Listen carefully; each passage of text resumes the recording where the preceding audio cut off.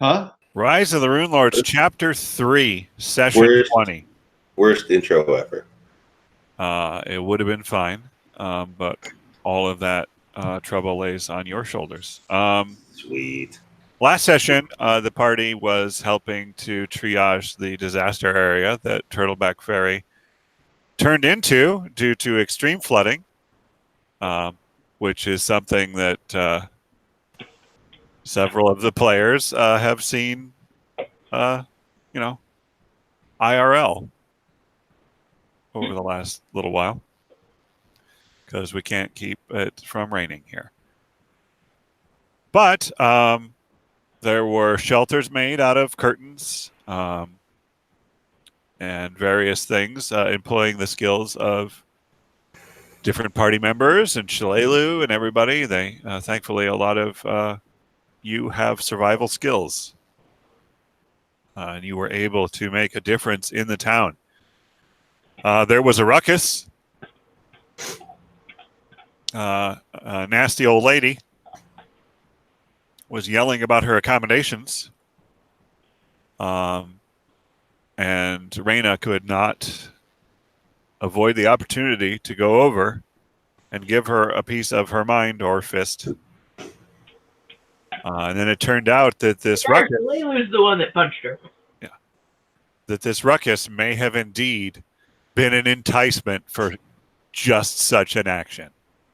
As the party had been spread out, the old lady revealed herself to be none other than Zanesha, the Lamia from the top of the Shadow Clock, who disappeared into the rubble back in Magnamar. She was hanging around, seemingly in this town, keeping some distance from her sister, with whom she did not get on well, but still at somewhat of loose ends about where to go, and seemed to find some enjoyment in luring partial members of the party into an encounter fraught with violence. Thankfully, you weren't killed. Certain members of the party who were off doing other things managed to notice and in a few rounds return. And the fight swung to Zanesha's great disadvantage, though she did not have an avenue of escape available to her this time and was slain by the party. Suck it! To much rejoicing. Yay. The cleric was a little taken aback by this sort of thing going on so suddenly. And I think basically we leave you having helped with some structures and having just defeated this lady. And you may make your own choices. What time of day is it? It is about mid-afternoon. Okay. Is my lady pelt done yet? Your lady pelt. It's literally been like 20 minutes since you dropped it off. So no. I believe you were quoted the better part of a week or something along those lines. Yeah, So yeah. In no, 45 3 hours. minutes, this is untenable. I'm being funny. Why am I way off to the side? I mean, why aren't you? We told you to go away. Yeah. That's I up mean, when. Okay, but when have I ever actually done that? Yeah, you got to start sometime. No. You seem to be flying. So All right. probably not anymore, though. I am hyped. I'm very excited. Mm. And it's finally stopped raining. Right? It has stopped raining. Have we gone to the? So we've bathed. Have we gone to those guys' supper yet? No, you have not made it to the dinner. We had bathed before the fight with Zanesha, right? Yeah, Very true. Well, Several of you spent an awful long time in a tub. Yes, but now I'm all gross and sweaty and probably bloody. I think she got me once or twice. Some of you got clean in the tub, and some of you got dirty. I bathed after fighting her because we got invited to what's his face's dinner after he saw us fight. But wasn't that the big snake thing that we fought that he invited us to dinner? Because I swear we just finished this fight. Yeah, there was just this fight because it was out in front of his door. So that cornfield is a manor, not a cornfield. Okay. It's an illusion. So how long do we have before dinner? Like 3 hours? Yeah, dinner's at 8. You know, if you get too hungry for dinner at 8, well, I'm not going to speak to your moral character, but I think we all know where that's going. We're not in the same room, and you're fortunate. That's why Raina is a tramp. Wow. Yikes. I am not a tramp. I have only been with one person. Yeah, I'm a tramp. Yeah. Yep. You're at least super a tramp. You're at least kind of a hobo, though, really. If you think about it. Yeah, so it's like maybe 6. You got a couple hours. All right. Well, All right. I'm gonna go to the blacksmith. Is there still a blacksmith? I think we did this and found out that there was still everything. Yeah, because Peckham rolled really well. Definitively found out that there are no more docks. Yeah, no doubt. Right. And it's like, I would say if the wealthier people of the town apparently lived up here on the hill, so apparently despite the fact that it was waterfront property, all of the poor, like, tenement housing is now gone. Yes. I mean, same thing happened in Houston. This town needed an enema. So they got a runny one? Oh, gross. Right. So we got some time. I was going to try to find somewhere that might sell like enchanted items, if that still exists or ever existed in this town, or if the town was too small. All right. Roll an investigation or a knowledge local. All right. Let me pull up my character sheet. Knowledge local. Well, Jerome and I know things about this town. We know the same things, I think.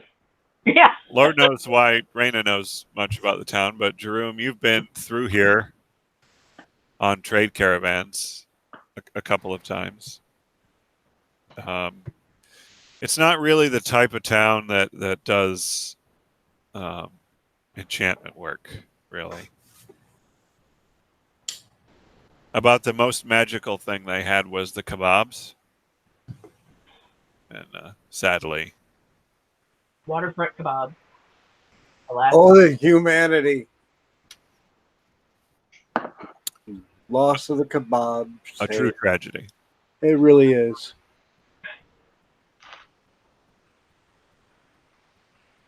Alrighty. Yeah. No. You don't think there would be any enchanters? That's more of a Magnamar sort of thing. Well, unless there's another crazy old lady you don't know about.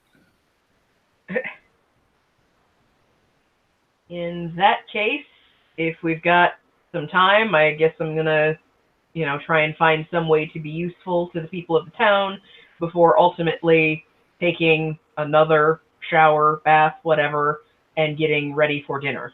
Okay.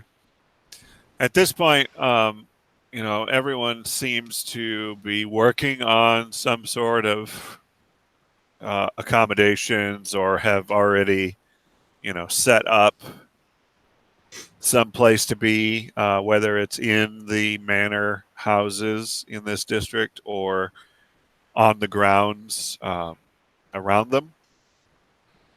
There seems to be a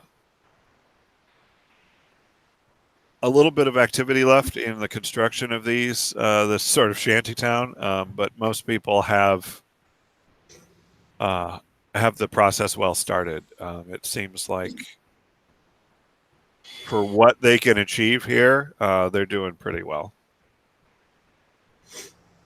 All right, well, I'm going to help in whatever way I can until I need to go get ready. All righty. You go and, get on the other end of something somebody's carrying and various simple tasks.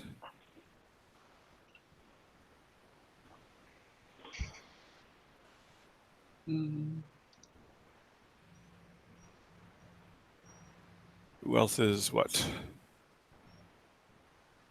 Droom said he was going to the blacksmith. Blacksmith. All right. Give me a second. I need to think through what I'd actually want. So if somebody else has a thing. Do I still need to do my potions today, or? I don't think you did them. Yeah, did you set them up last night? I mean, usually do them at the night, right? So Right. you guys did have a night's sleep in the manor house before this, so you should be set. If you kept them all. I doubt it. No, I'm down to 10. How many did you start with? 13? No. Ish? Something like that. It was a fairly nasty battle. She didn't shank me in the back this time. Bitch. Shanked somebody in the front. That was probably me, but at least it wasn't the back. The I front. guess Caligula's just kind of milling about.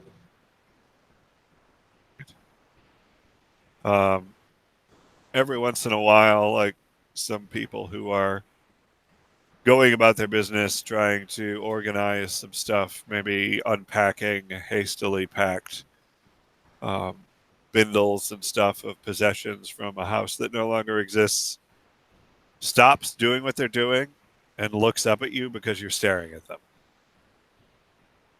Okay. I mean, that doesn't stop me staring at him. Yeah. And they're like, you're being weird because I mean, we just helped save them, so I think I'm allowed a little eccentricity.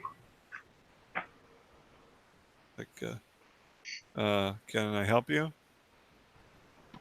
No, I think you're fine. Great. So they're uncomfortable, but they definitely continue on doing their thing.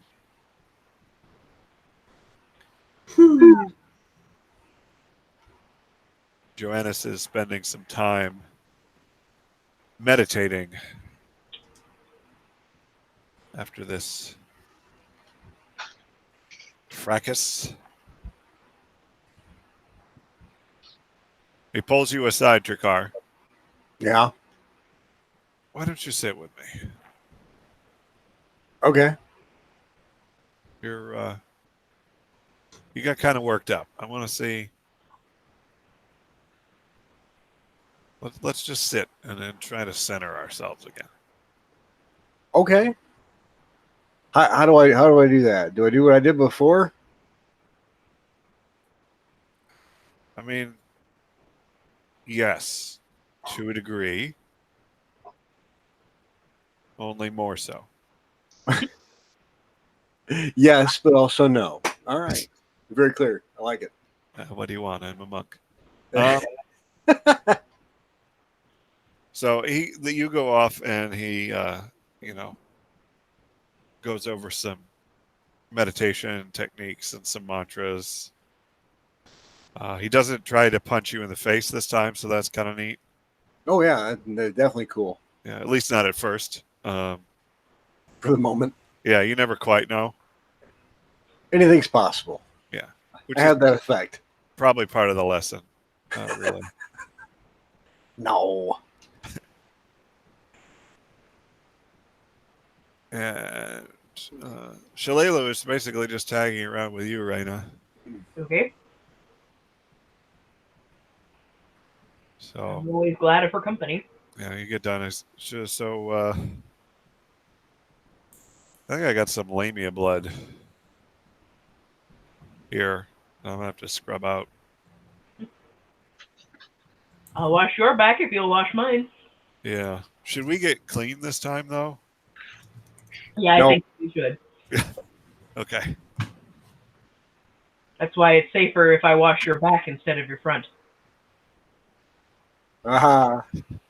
You say that, but But what? yeah. She walks away with a wiggle. There's that wiggle. I'm observing the wiggle very closely. Tracing little figure like- eights. It's like there will be a test on it later. I'm paying that close attention. Perfect. As this Caladrel, we can compare notes. Suddenly Galadriel stops staring at a random family. Starts staring at Tralela's ass. Yeah. Gives Reno a little fist bump. Raina doesn't pay attention, so he ends up just punching me in the arm. Okay. Well, That that's sounds like a thing. wham. What? Worth it.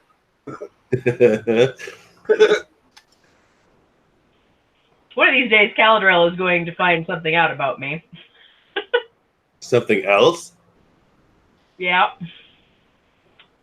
Something I think you, Dave, know, but I don't think Caladrel knows. Because it hasn't come up yet. I'm confused. I'm also confused. Yeah, boy, I think it's overstating to say that Dave knows anything. Right? Pretty sure I told him. He might have forgotten.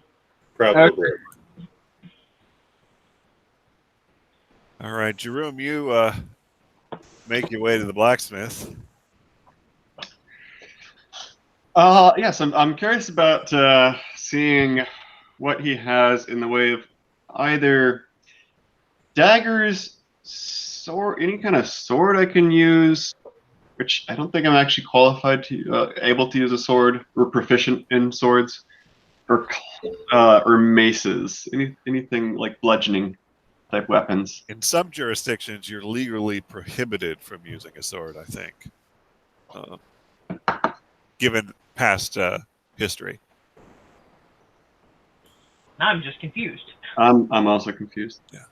There are towns that they won't let you have sharp things in. Okay, well I will. Just you. I said that one time it was not my fault. It's just the one time. Yeah, the one time. I mean, the other times it's definitely my fault. All right. Well, let's look at. There's like clubs and light maces I can use. So at the forefront of this blacksmith shop, there are more utilitarian items, tools. The knives are utility knives. There's some flatware involved. Hinges, door handles. Much more of the standard hardware store sort of fare to outfit, the town and any of its needs. The scroll work on a lot of the things is fairly pleasing. There's a couple of very attractive gate hinges that are just more than functional. There seems to be a level of pride here. Can I help you? Yes, I'm looking for something to bludgeon my enemies with. And he looks at the hammer he's holding. Well, like an actual weapon, I'm guessing, right? Yes. Is there a separate weaponsmith, swordsmith, macesmith?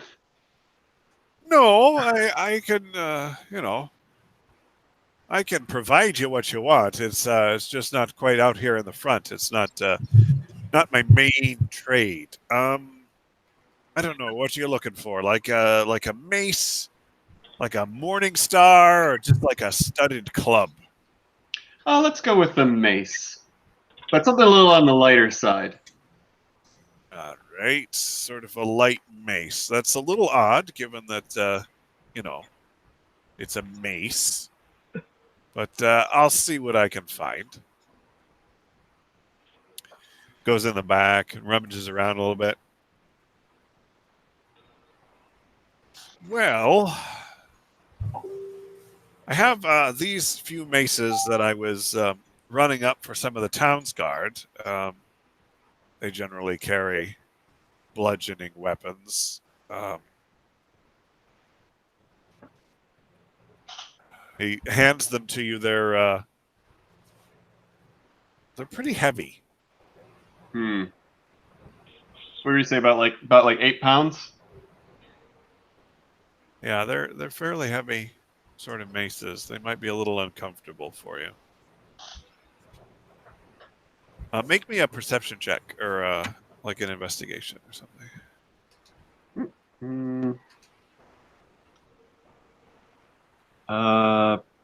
Perception.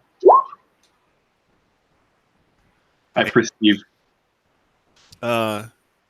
You hold this mace and it's like you can think about swinging this thing a couple of times and then maybe sitting down and having a rest. But as you're thinking about this, you look over across the shop and you see this what appears to be some sort of weather vane, but it has a fairly spiky, ornate final on the top that looks dangerous, also decorative, but significantly lighter than what you're holding. What would it be? What would it be considered? Like a spear, or? No, it would be. You could be like a morning star head, like a mace, a flanged sort of mace. Ah, okay. It would just be a little cuter. How about that? You think I can hit people with that? Well, with a weathercock. I mean, I wasn't going to call it that, but come to think of it, that is actually pretty awesome name for a bludgeoning weapon. Well, I'm sure it would let people know which way the wind was blowing, so to speak. I probably could mount that to a haft of some type. It'd be fantastic. I would take that. Well, let's see. There is a lot of rebuilding to do around here, but I don't think they're quite up to the ironmongery stage yet. I got a fair bit of time on my hands. Maybe come back tomorrow. Sure thing. Very good. Well, I it'll be unique. I'll give you that. But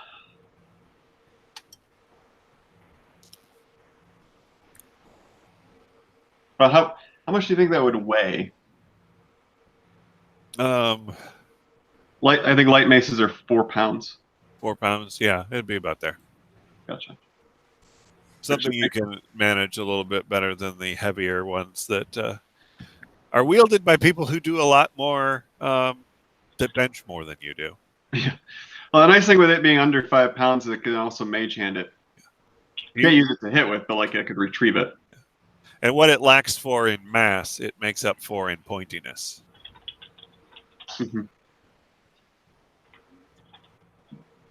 Also, it's very artistic. There's a flower involved. Quite the thing. It would go with my aesthetics. Yeah. All right. So you do that thing. Raina and Shalelu, you manage to get clean without getting too dirty.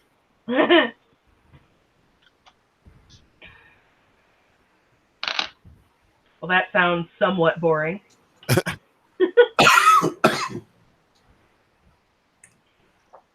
Now I'm hungry, so hopefully it's getting to be close to time for dinner. I'd say you managed to spend about an hour doing what should have been a 20-minute sort of task.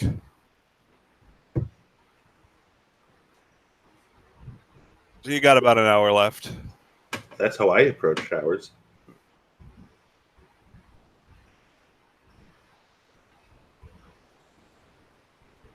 All the goosing takes time.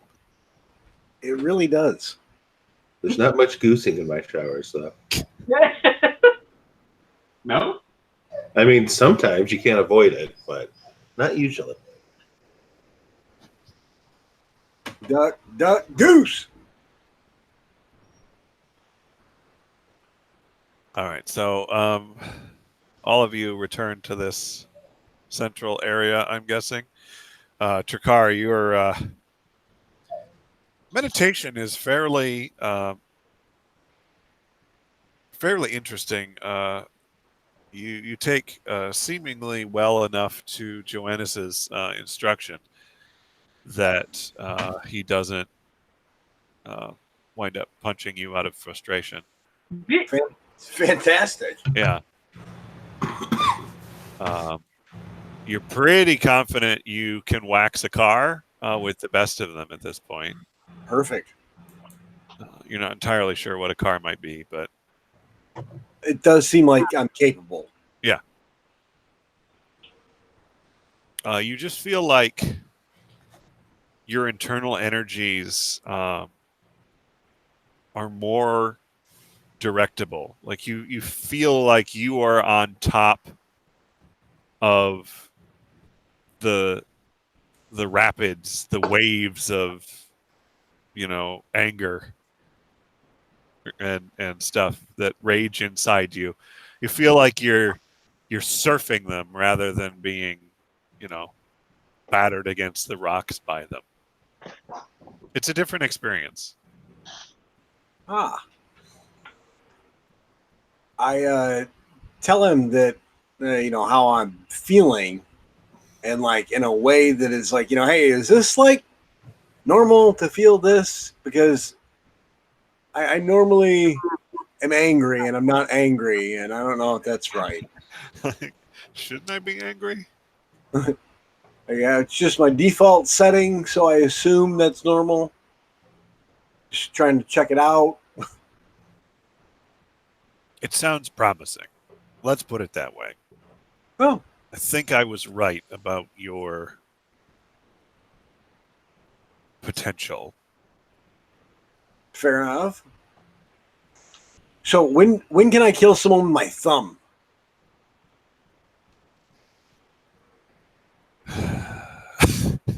Large sigh. I mean, he walks away. I mean, to be fair, he does know I'm a teenager, right? I mean, yeah. That's, at least that's relevant. Soon you will need more advanced education than I can provide you. I am not a teacher. I am not a master. Okay. I'm not a master either. Clearly.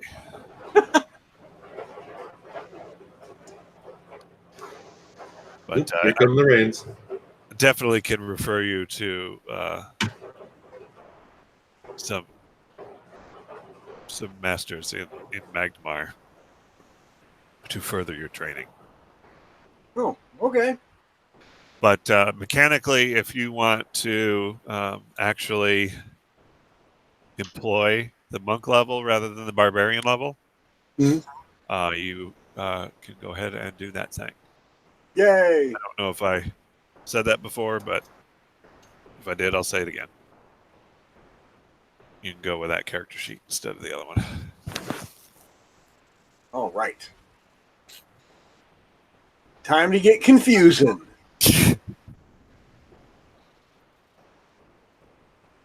Everything just get weird for a second? For a second? Everything, for a while. everything tasted purple. It's usually weird when I'm doing the talking. When you're doing the talking, Yeah, I don't know where I was going with that. me either. When you get out of the bath, Reyna and Shalelu, Yes. you find in your chambers that you return to that there are 2 boxes sitting on the beds. I am instantly suspicious. How big are the boxes? They are about, I'd say, 3 inches tall and about a foot by 2 feet, or a foot and a half by maybe 3 feet. You know, the other dimensions.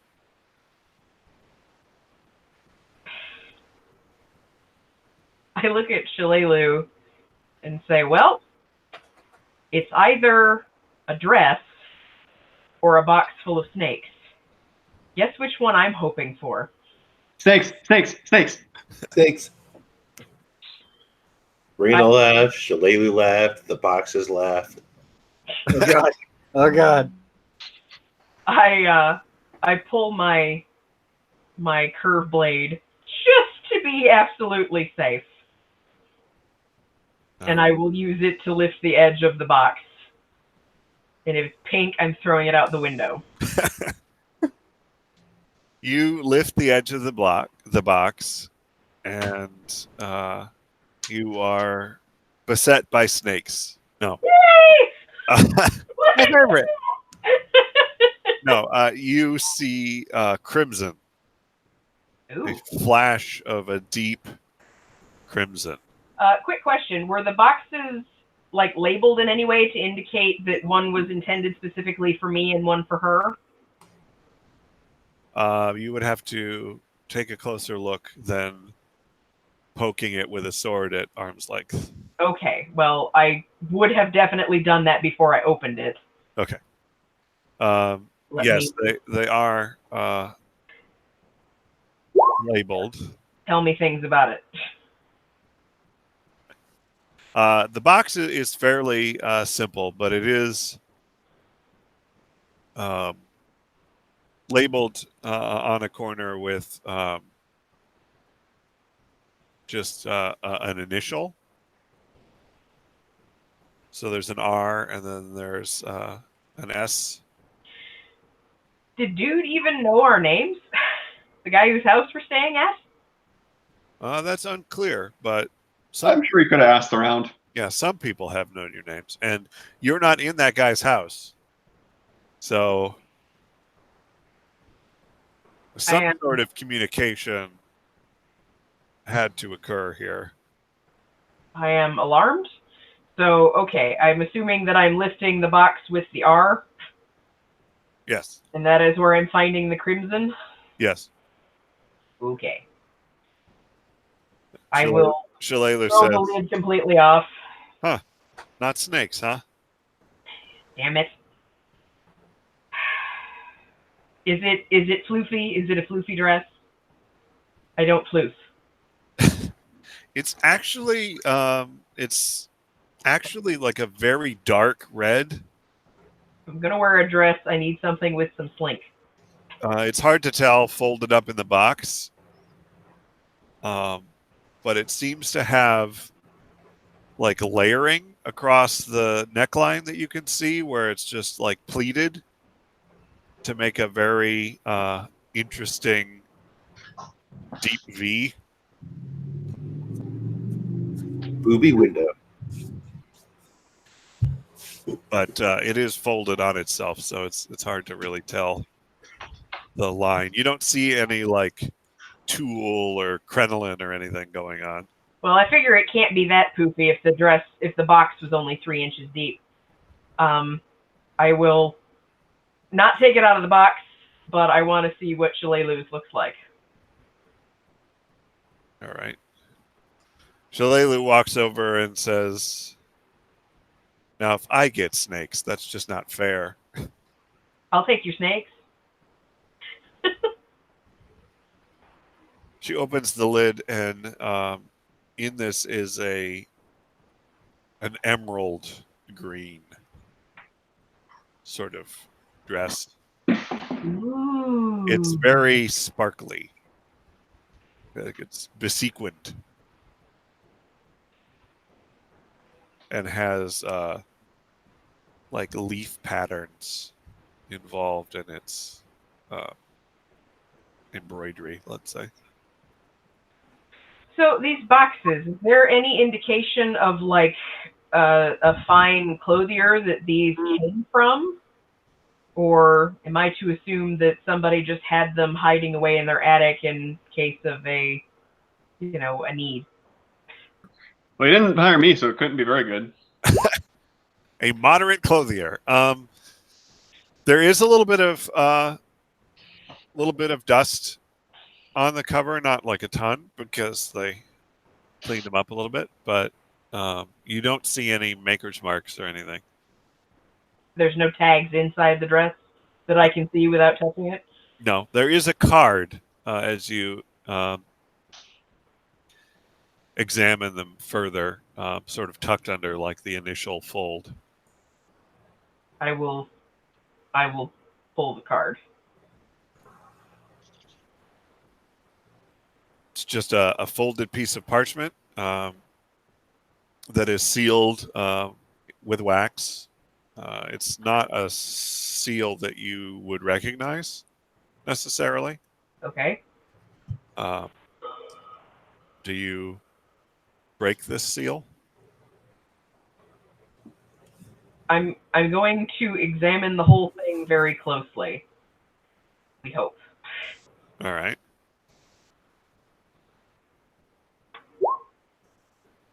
So that's a 28 to check if it's trapped in some way. It's going to, puff anthrax in my face as soon as I break the seal. Snakes.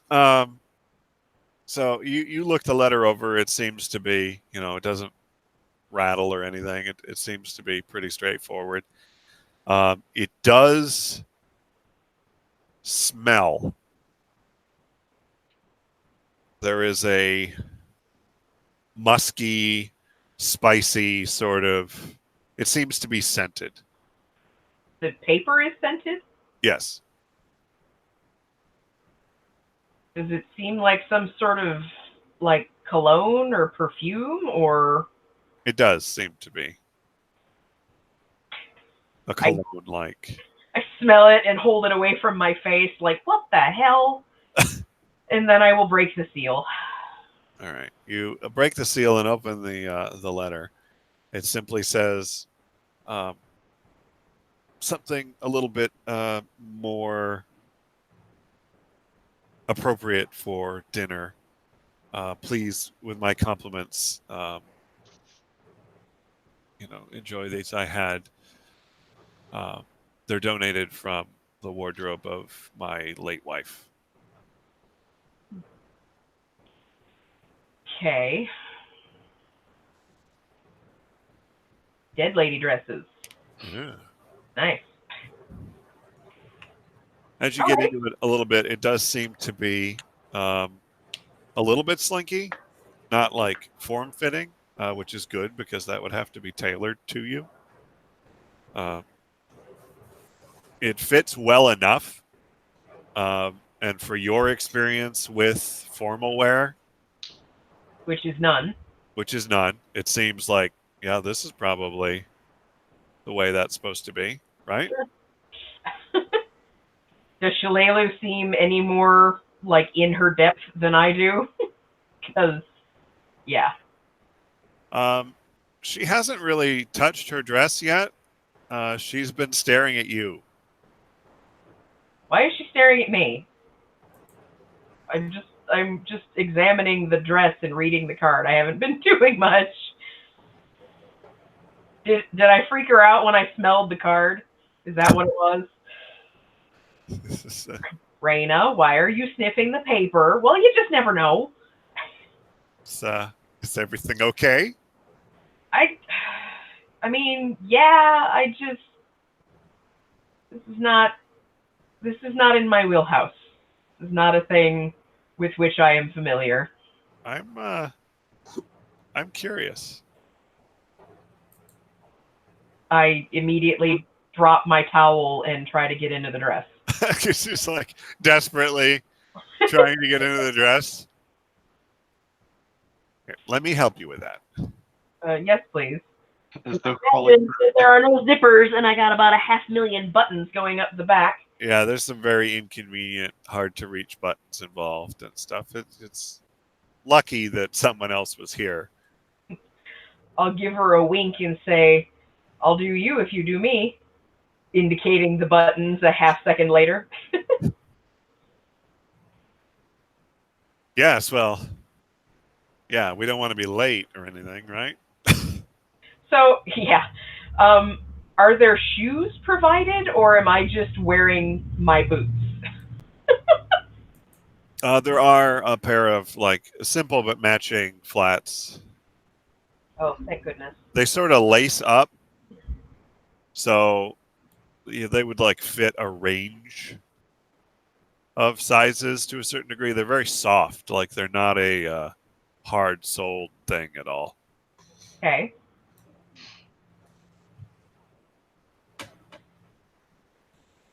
Shillelagh stands back.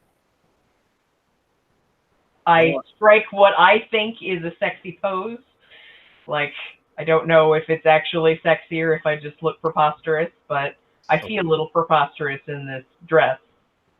But I strike a pose for her benefit. I like the color on you. Really? I thought that, redhead in red wasn't the best idea. It's sort of a sanguine red. Very deep.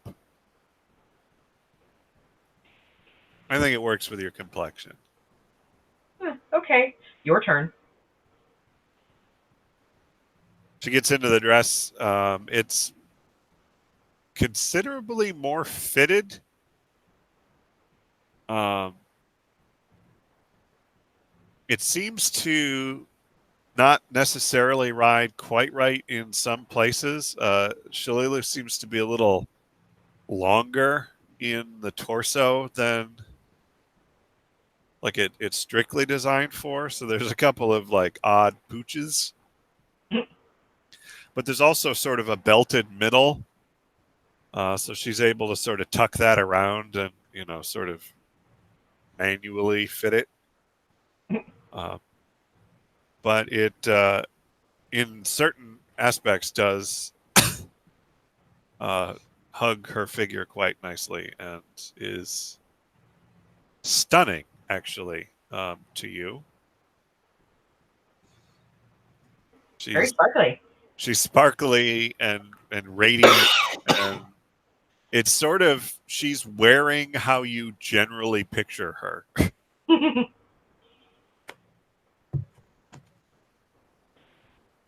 I make a sort of half animalistic growl in the back of my throat that regular humans can't make. Like half growl, half purr. Later, dear. There's plenty of time to get out of these. Yeah. I'm beginning to reevaluate my stance on Fufara. It has its place. Now, we have to do something with your hair. Good luck. So she goes around and starts braiding your hair. My hair is very short, though. It doesn't even come down to my shoulders. She could probably do one of those waterfall braids that like starts at the crown of my head on the left-hand side and then gradually works its way down until it meets with the base of my neck, or the top of my neck, rather, base of my skull on the right-hand side. Yeah. That would be cool. So she's got her hands all in your hair. Yeah, and I'm just going to imagine that Raina finds that to be as big a turn on as I do. So you ladies take a little bit while to get ready. Gentlemen, you sort of are out and about. Do you return to your quarters at any time there before the main event? I probably will to change, but that now coming to think of it, that we're going to be going to fancy dinner party. I might. No, I don't have any ideas for anything to dress up in. I'm just gonna wear whatever my normal finest is. Alrighty. So you, Jerome, go back to your room. Something very flowy, robes, all that kind of jazz. You know, my to style. freshen up. You find a similar box on your bed. This one has a blue dress. Yes. Is it snakes? Yeah, it's definitely snakes. Okay, I'm gonna mage hand the lid open from a distance. Yeah. You find a like a suit set with a waistcoat, but it's kind of that. It's better made, and the colors are more pleasing. But it's that local embroidered lapel thing. Oh. Yeah. I mean, you'd have to think that it's probably all well and good for these people. These classless, horrible people. Definitely like the Bavarian jacket that I described as being the general fashion here before, though not as garish as. So it looks a bit like Bilbo's waistcoat. Well, the waistcoat does. It's sort of got a lot of pattern brocades going on. Yeah. The jacket has this turned back sort of rounded lapel that has, flowers and stuff embroidered in it. Okay, I close the box back up and shove it under the bed. This is not something that I've seen or will ever see again. I have not seen it. I don't know what you're talking about. What? No, nobody gave me a thing. So here, let me illustrate this a little better. Screen share.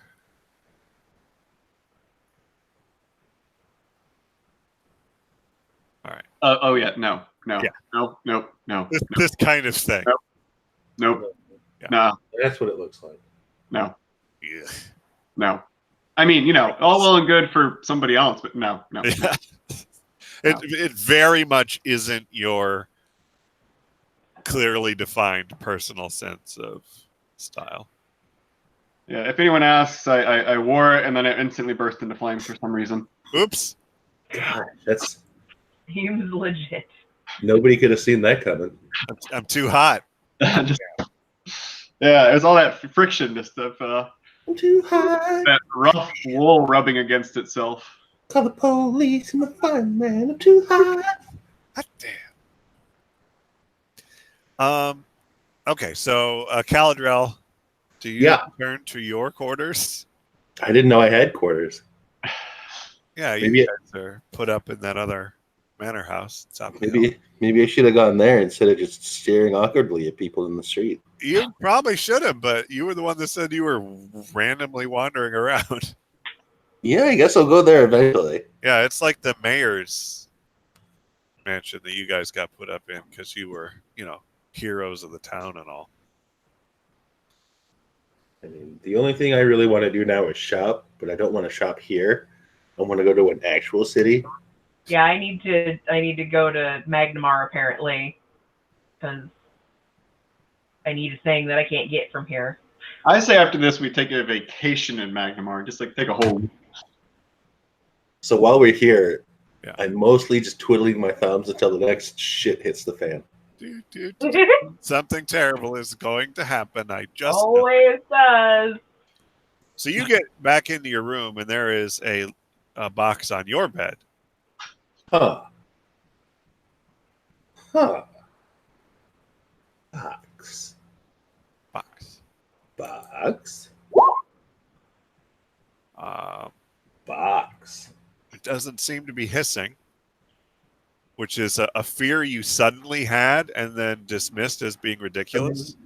It's not leaking anything. It's not slightly vibrating for some reason. There's no ticking. There's no smoke coming from the box. Huh. Well, it's not one of my boxes then. It's a round box. It's sort of tall. I'm gonna blow it up. Boom. Okay. No, It's I'm gonna back open on the it. box. No, I just open it. Go over. Open it up. You open it. Inside is Don't even check for traps. a card sitting on top of a hat. Hat. A hat. What kind of hat? It's a pretty nice hat. It's got a little bit of a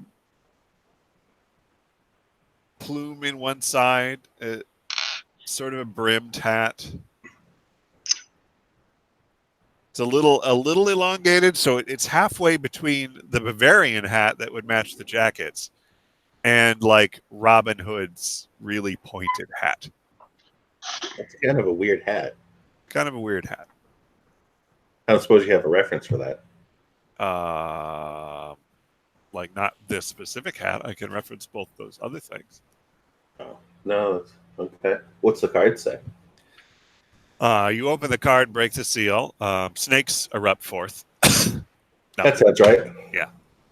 It says, sorry, didn't have any garments that matched your limb count. Please accept this chapeau and cravat. The hell's a cravat? It's the thing that goes around your neck. You pick up the hat, and underneath there is a silky, handkerchiefy, scarfy thing. Like a dickie. No, a dickie is a fake undershirt that looks like you're wearing an actual undershirt. But a cravat is that little sort of floofy thing that you would wear with an open collared shirt. Is it what you wear when you do the reenactment? No, that's the next doc. Oh, okay. So it is what it was. It looks just like a dickie. Dave, think of specifically Scooby-Doo. Yep. Fred wears one. Yeah. I see the difference. Okay. Tool and a neckerchief. Yeah. Well, I'm not sure I want to wear the cravat. I don't think it'll go well with my clothes. Or your extra limbs. I don't see it clashing with my extra limbs, but... Well, I see your extra limbs clashing with everything. They're going to clash with your face. Pow. Oh, is there a card in mine? There was. Oh, can I read it? Can you? May I read it? Yes. You break the seal on the card. It says, dear sir, please accept this suit for dinner this evening. It's pretty generic. Okay. I'm gonna pretend I didn't read that. What card? What card? I sniff the card and then the hat. It is scented. It's musky and spicy. I don't know about that musky part. And a little bit woolly. I gotta have something more fragrant on me. Everything about you is more fragrant. I could find something more fragrant. Or maybe not. I don't know. What do you Twice think? the underarms of other people. Need extra deodorant. Yeah, I guess I'll wear it. Right. Trakar, do you wind up back in your room? Dapper as fuck. That is correct. All right. So you wind up back in your room. All right. And that's it. There's no box sheet. There's a small box on your bed. I immediately pick it up and start shaking it violently. It has a soft sort of sound. Oh. Something bouncing off of the interior of the box. The sound of snakes. Yeah. I rip it open. Ah! Not even in an attempt to find the proper way to open it either. Out comes a hamster corpse. No. Perfect. No. And there is a tie in this box. It is a bow tie. It is white. That's it. I don't seem to wear clothing. I put it right back in the box and throw the box on the bed and like, all right. You don't want to show up like a Chippendale or anything? No, they didn't give me cuffs. What's wrong with these people? What kind of schmuck do they take me for? Joannis sort of peeks around the corner holding a shirt and a jacket. He seems to have gotten a similar thing to Jerome. Did you get something on your bed? Yeah, I don't even know. It's a piece of cloth. It won't even cover my penis, so I don't even know why they gave it to me. I think that's for your neck, but why would I put that on my neck? Like shackles. Yeah, I don't know that there's enough time before dinner for this conversation. There usually isn't. I mean, do you think I need to wear a shirt to dinner? Says Joannis. Why? You never wear a shirt any other time. I don't. That's seems true. fine to me. I guess I'll wear the jacket. So he puts the jacket on, and he's shirtless underneath. Perfect. And he rolls the sleeves up. Of course. Yeah. Just rip the sleeves right off. Just go. It's just a vest jacket now. God. Ah, sleeves are bullshit. RDJing this real hard right now.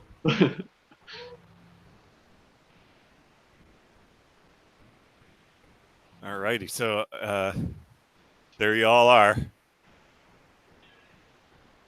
Some commentary has been made about your attire, passive aggressively. Perfect.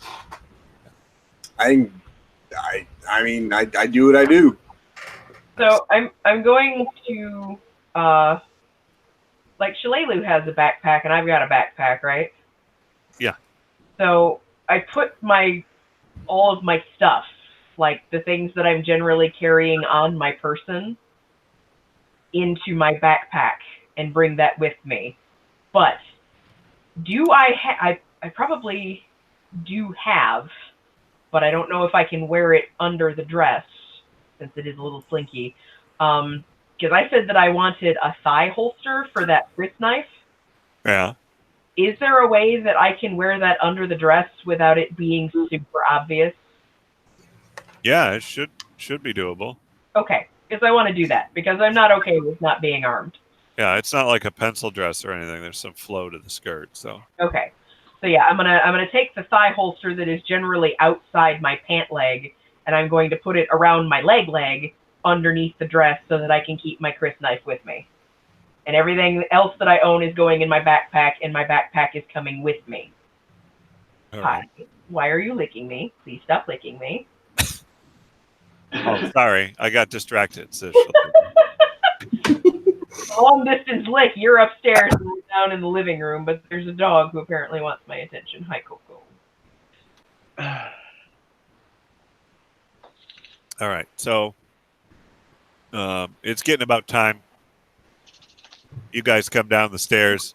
What just happened? Most of you assemble in the sort of foyer of this the mayor's manor house here. Did I apparently just close Roll20 because this stupid keyboard just had a fucking seizure? Looks like it. Yeah, maybe. You're not here anymore. Am I still in the hangout? Yes. Yeah, we're talking. That's Yes. why we're talking. No, you're not.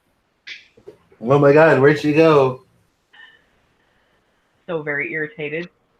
Uh, Closed. Come back. Well, speaking of pets, apparently my cat thinks my mouse pad is a bed. Nice. All of you wearing or not wearing various things see Raina and Shalelu come down the stairs in these gowns.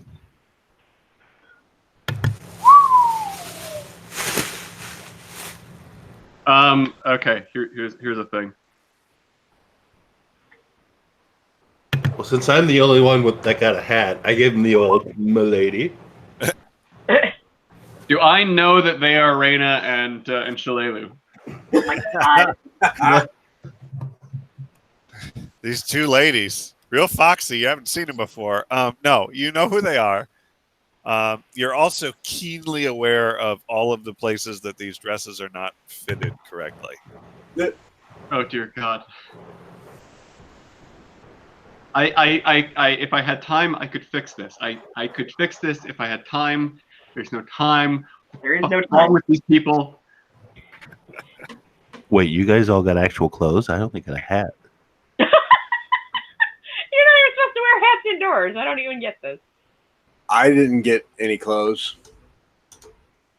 Wait, what did you get again? Consider yourself fortunate. Just a dead hamster? And A sporan. and Folded badger. and good God, Joannis, what are you wearing? It's a jacket. They gave me a well. That is not a jacket. That is a crime. Against humanity. Yeah, Oh, I no. know. More than just humanity, all creatures. It's a little tight across the shoulders, to be honest, and the sleeves are a little long. A little tight across the chest. It's not done up, by the way. It's just open in the front. This makes me realize, Jerome, when we get some free time, I need some new clothes. All y'all need some new clothes. Well, I mean, waving my hands, all of my hands around, I especially need new clothes. Okay. You Ooh, do. that's an interesting question. How many arms are you up to now? Is it just 4 plus wings. Is there a slight different aesthetic you go for with the different sets of arms? Like one set is slightly more embroidered than the lower. So that your upper arms are more embroidered than the lower arms. It could be an interesting style. There's a lot of ideas I could play around with that actually. Fair warning, Nelson is over here looking for somewhere to hide from the storm, so it might get loud. Yeah, it's you also, Jerome, have your waistcoat, if you remember. Oh, the glamorous. I can make it look like anything. Yeah. So you can do whatever you want. First. All right, I will do my own interpretation on the hints, the themes of this kind of Bavarian styling, more like the in between embroidering on accents. So on my own kind of lapels or various stripes on my robes, I do that kind of style of embroidering on it. But otherwise, it's still very much me. All right, you managed to come up with some before your eyes, everyone. Jerome, his garments sort of melt into an entirely different look. He's still in sort of a robe structure, but the top half of it is a little more fitted and less flowy than it would ordinarily be that you have seen him.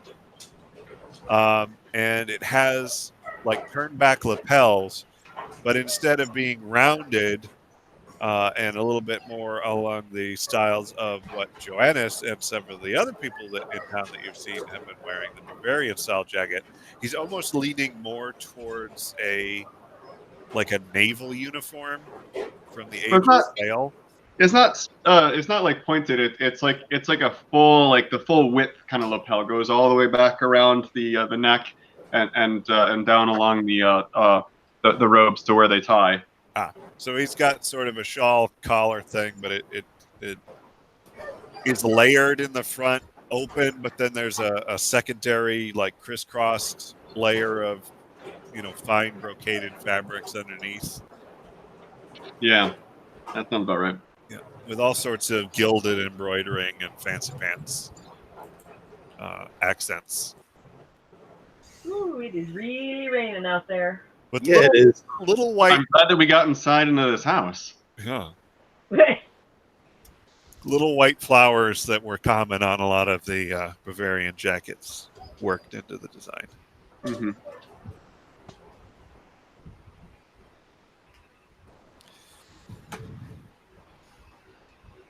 It's a neat trick.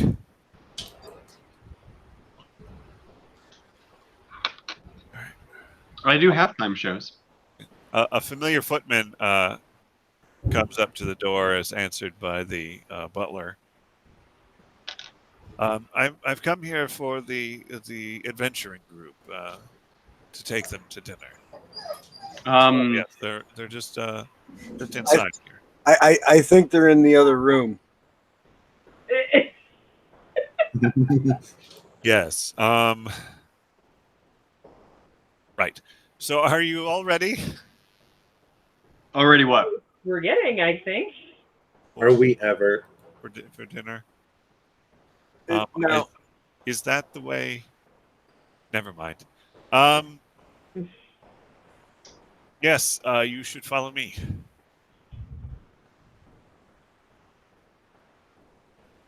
We follow him. Okay. Yeah. We do that thing.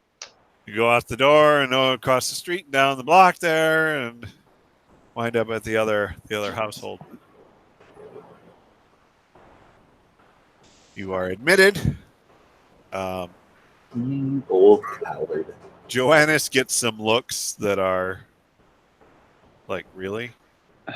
You're Don Johnsoning this, but without a shirt, and what? Yeah. What is going on? I lean over to Joannis. Just take it off and drape it over your shoulder. It'll look cool. We'll make it the style. He drapes it over one shoulder like he's a cavalry officer. Yeah. Okay. Coco? Turns it into a police. You get some looks from the people. They seem to be astonished, Jerome. I'm used to it. There's a lot going on. Fawn upon me, people. Fawn upon me. Yes, that's it. Worship your textile master.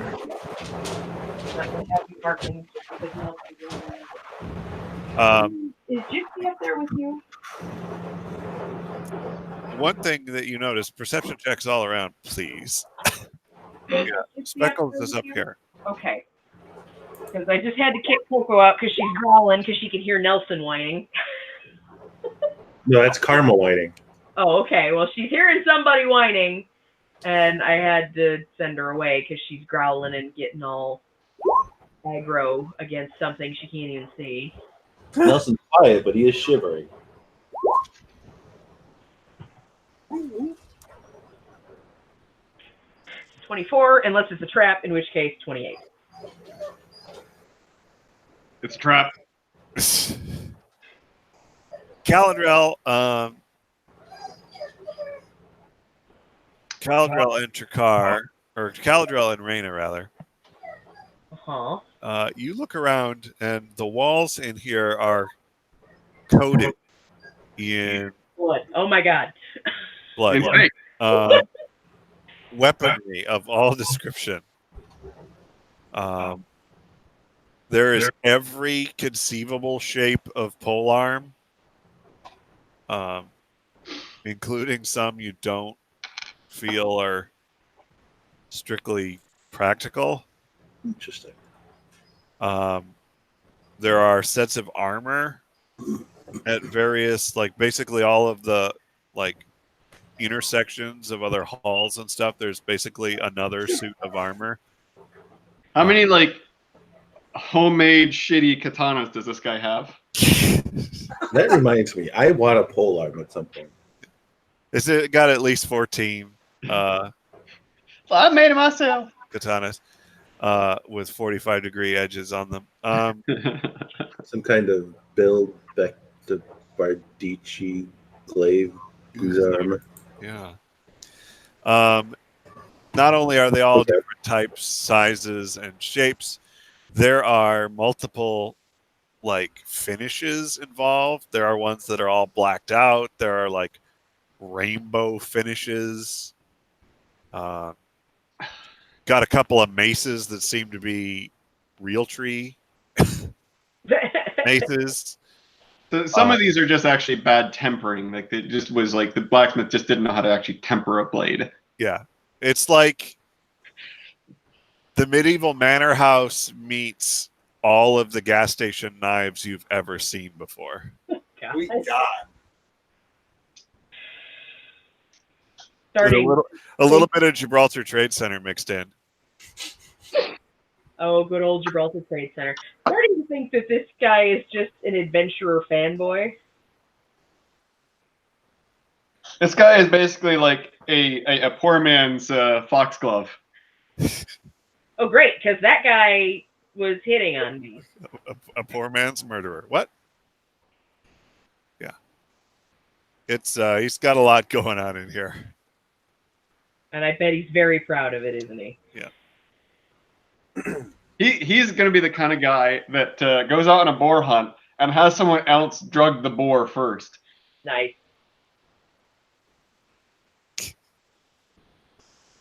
You spend some time in this anteroom, sort of soaking this in. Trakar and Jerome, you initially are focused on the line of uniformed staff that are just sort of standing at the end, and you're like, what? Why are there just a bunch of people standing around here? You don't quite drink in all of the armaments initially. I'm just looking around, doing a lot of birdie head movement. What? Snakes? Just a little twitchy. Ooh, it's green outside. Yeah. It's pretty nice.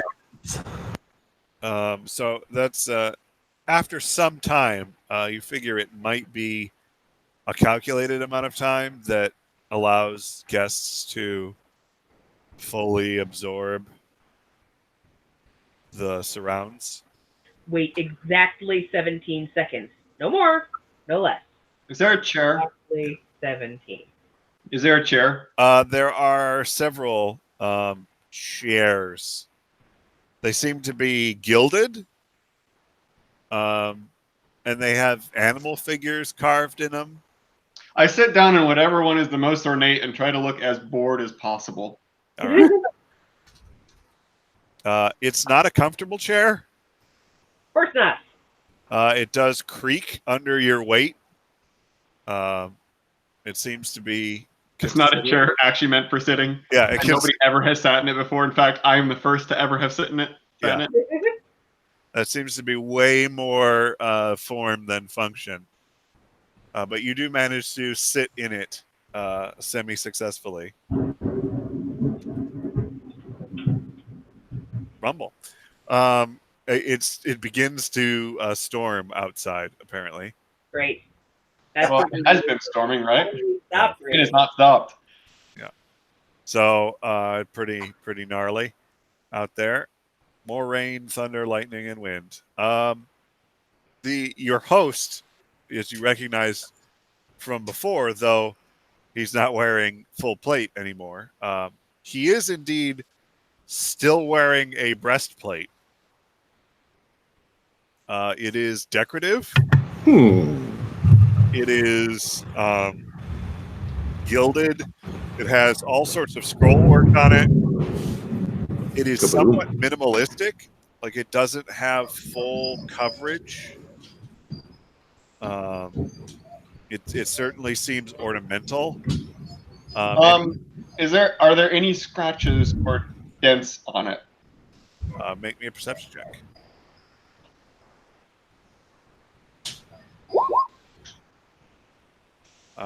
It's difficult to tell with all of the shimmering that it's doing. You don't notice any. He's wearing this over, like, very formal attire. He's got cording over one shoulder. This is my tuxedo breastplate. Yeah, various different color cords over one of his shoulders. He says, welcome. I'm glad you could come. Fantastic. I see some of you got the items I sent. Some of you maybe not. I should probably talk to my staff about that. I sent things along for everybody. Oh, did you now? Yeah. I assume that the ladies, because it's difficult to find a dress and when you're adventuring that you would take priority over them. It seems you favored some of us more than others. Caladrell's getting salty. As I explained in my note, it was basically impossible to find anyone, anything to fit your supernumerary limbs. Caladrill immediately points at Jerome with two of those limbs and just doesn't say anything, just points at it very pointedly. You'll get it. I need time, and I need fabric, and I need space. I see you, sir. He's speaking to Jerome. Had your own accommodations. This is interesting. Oh, this whole thing. I've had it for years. I had to blow the dust off of it, but it fit in a pinch. Well, very good. Dinner should be just about ready. If you would join me in the dining room. Yes, let's go. Good. Ushers you off to the left, past a rainbow-colored set of armor. I will sort of sneak a sly glance at whoever is next to me that is part of my party, probably Shalelu, and try to stifle a giggle on the way past the rainbow suit of armor. How often do you end up wearing this? I gesture at the rainbow suit of armor. Oh, I can't say I have ever worn it. Hmm. I'm still giggling to myself. I'm a collector, an enthusiast. You understand? Speaking of which, at some point in the evening, I would like to talk about this that great falchion that I borrowed of yours earlier. Oh, yes. Right. I'm certainly we could talk about it. I'd love to. It's a funny story behind that. I would love to hear about it. Wine? I stop giggling and roll my eyes. You need wine? There's some right here. Terrible joke. Yep, I roll my eyes even louder. He snaps his fingers. Several servants come around and fill goblets on the table. Nothing matches. Like, there are goblets on the table. Every one of them is different. Everything this man has ever bought has been from a pawn shop. Yeah. So, like, there's dragon motifs in these, like, which is just a lot of detail. There seems to be some sort of gem involved in encrusting parts of some of them, but they kind of come off a little bit like colored glass. What's the local equivalent of Bud K? Yeah, it pretty much. It's Bud K, please sponsor us. Exactly. This whole manor seems to be like if Bud K had IKEA style buy this entire room setups. Oh god, that's an unholy union. Yeah, that's basically what would have happened here. And so this guy's gonna wake up one day and then start like medieval Fight Club. Yeah. You get like legs of turkey eventually. It's like medieval times all of a sudden.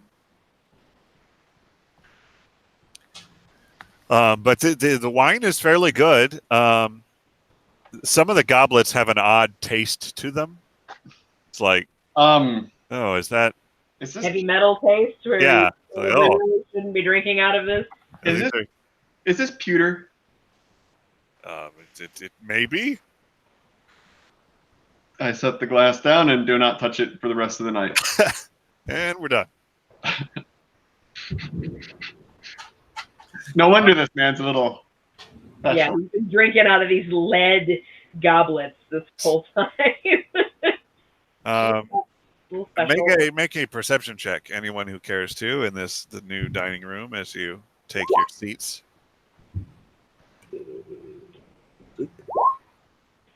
A 28 to know if the chandelier is going to fall on my head. All right. You don't notice. You are startled by something initially, but it seems to be, as you look at it a little better, generally okay. Over all of the chairs in this room, there are preposterously huge swords hanging on the walls. Tip down Yeah, over the chairs. Point down. But Raina, you're startled, like your trap sense is like, but then you're like, oh, that seems to be pretty securely mounted. I must say, you must have impeccable strength to be able to wield such grand weapons. Oh, yes, certainly. It takes a lot of Must train day in, day out. Just how much do you bench? do you even lift, bro? How much do you cleave? Yeah, how much do you? I mean, I imagine is it chopping wood? Is that the workout? I mean, like look at these rippling muscles. Yes, I do cutting tests. I have some mats and watermelons. Watermelons are fuckers. Yeah, water bottles and where do you get water bottles? Right through watermelons, stoneware, watermelons. Sometimes pigs. It's a process. Yeah. No, I imagine. Some of the swords are so jagged and toothed in random directions that if you were looking at them with a modern eye, you would think more can opener than sword. Who is your supplier? Oh, I deal mainly with a firm out of Cheliax that deals in import-export from all around. There's certain ones of these are from all sorts of different cultures. I've had my own dealings in Chilex. Do you have the name? Yes, it's G. Let's see, G. Wilson and Company.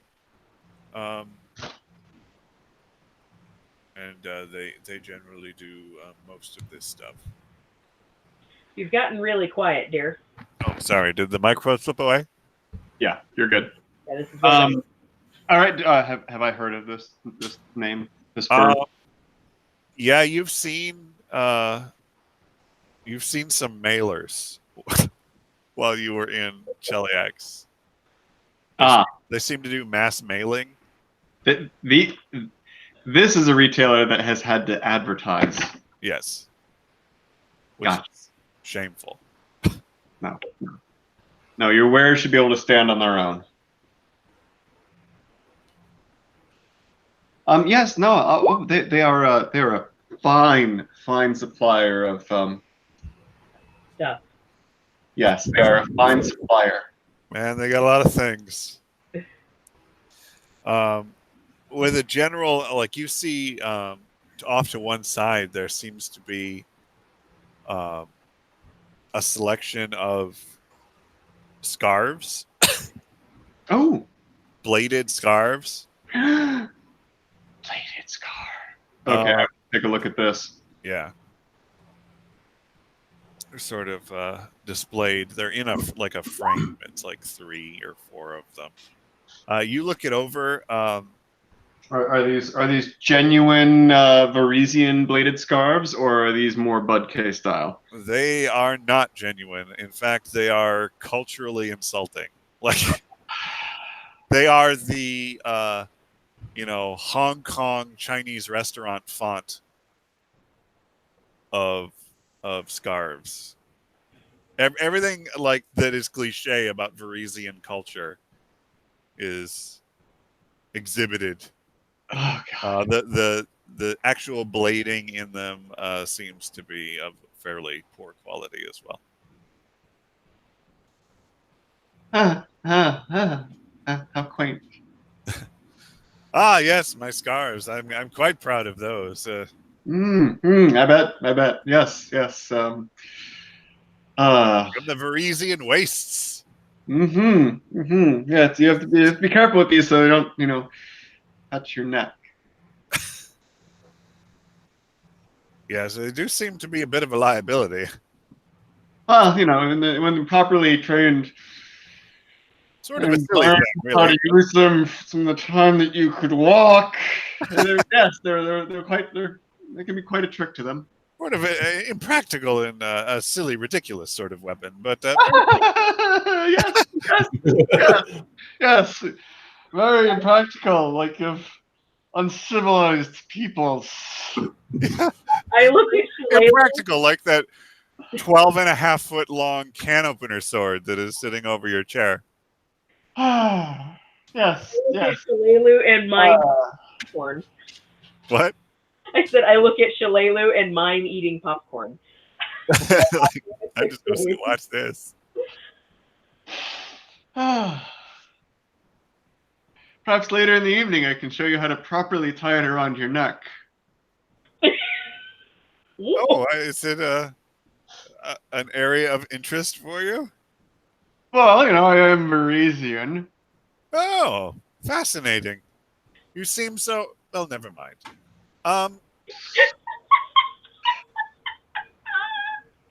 You seem so uncouth. Just shy of saying articulate for a Varisian.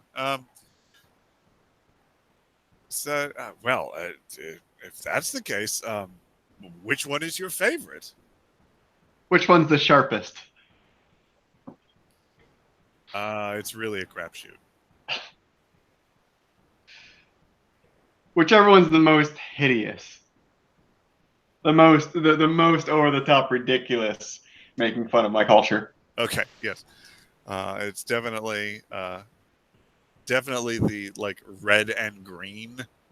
Oh, The Christmas one. no. Red and green with gold, symbols that are incorrectly mapped. They're like a cultural, like a spiral for Celts, or like a. This is the equivalent of when you use like all the symbols to denote like a curse word in comics. Yeah.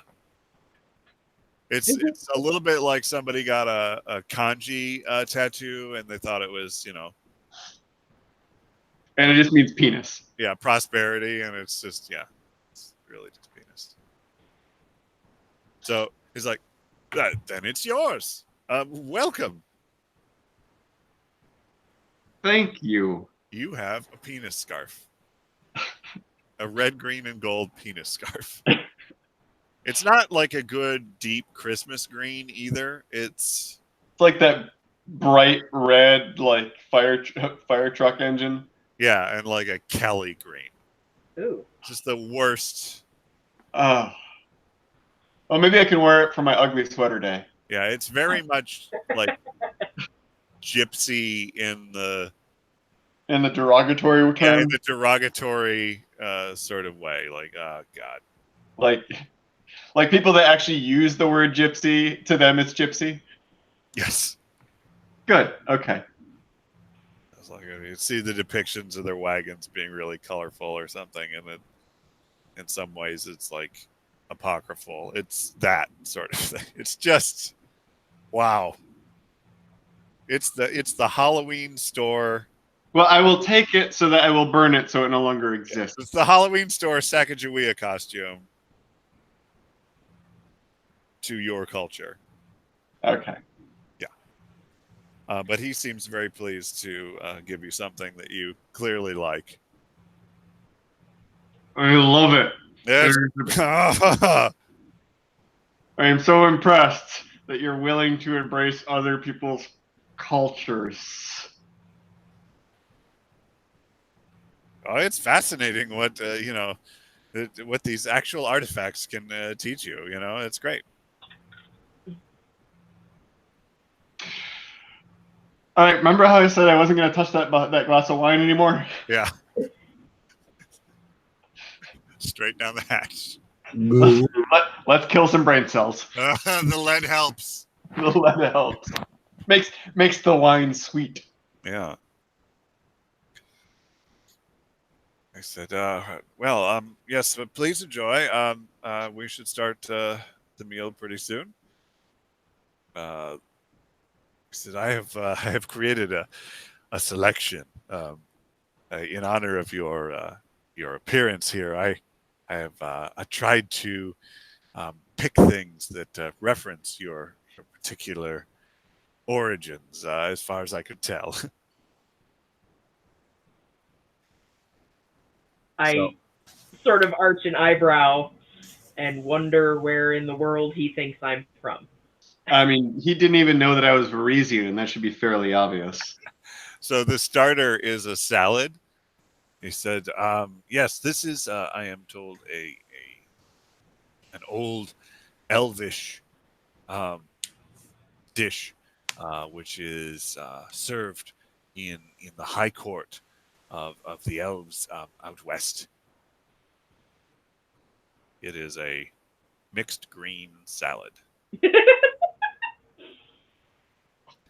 I mean, who's to say the elves don't like mixed green salads? It's just, you know. Shalelu is like sort saying that like bread is something that the high courts eat. It's also what it's bread.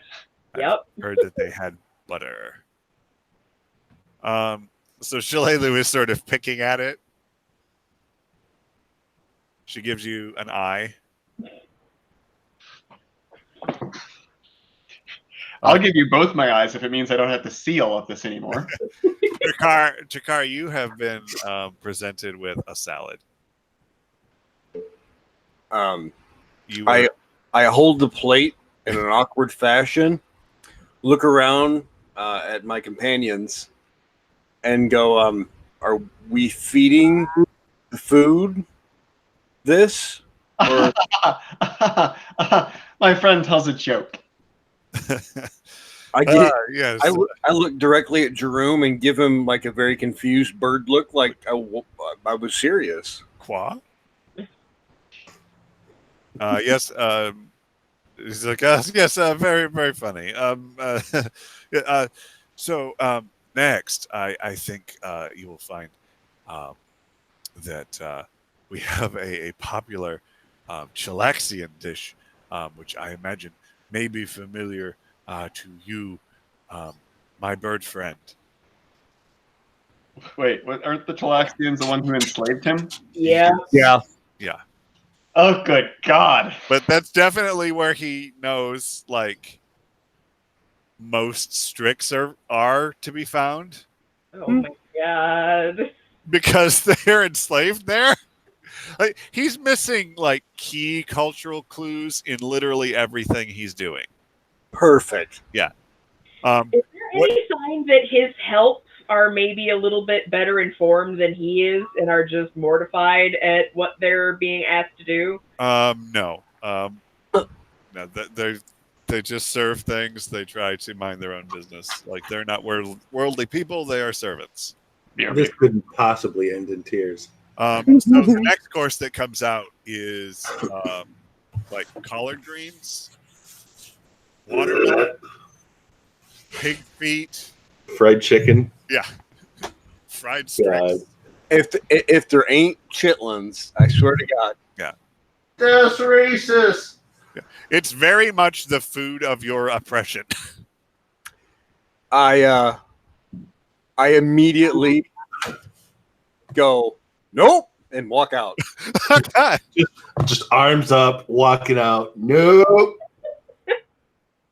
It was either that or flip a table, and I thought this was the best way to go. It's a very heavy table, so that's probably best. Just see me struggling, angry. Is your friend not feeling well? How close am I to our host? Like, am I sitting nearby him? Oh yeah, the two of you were shown to seats on either side of the head of the table, whereas he is sitting. Okay, so he wanted to flank himself by the two ladies. Okay. Yes. I will lean in as close as I can get to him and explain the situation. That the reason most Strix are found in Sheliax is because they are slaves, and that my friend is a freed slave, but definitely, I'm not going to say that he is escaped, but I'm going to say that he was freed, and that the bounty before us brought back some unhappy memories of when he was a slave. Oh. I am Takar. Free Strix. Ah! You just take a pose of freedom on the roof of the house, like. I'd say he could start flying around the dining room, but he'd probably kill himself on one of those swords. Yeah. Just wildly defecating upon everything. Wow, thanks for that. Oh dear. I mean, Who let the goose in here? Jesus. bring me salad. Caladrel, I mean, that was a mixed green salad. It's like, that was like red French. I don't know. Elvish. I direct you to my shared screen.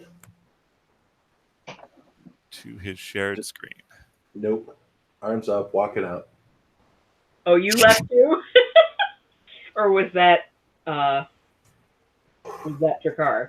That is Jakar. That is Jakar. Nope. The host, your host, after you tell him this, Reyna, Yep. looks very, very pale.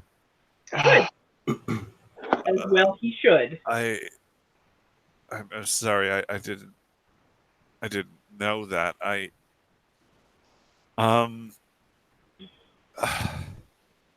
It's oh God. This isn't going well. You just devolve into tears. I just I don't have many people over. I'm trying the best. He's sobbing into his soup tureen at this point. Caladrel goes over and gives him a big four-armed hug. There. Pets his hair gently. There. I am sort of looking at Shalelu like, what is going on here? Why is this on every day? Shall I give you some advice? I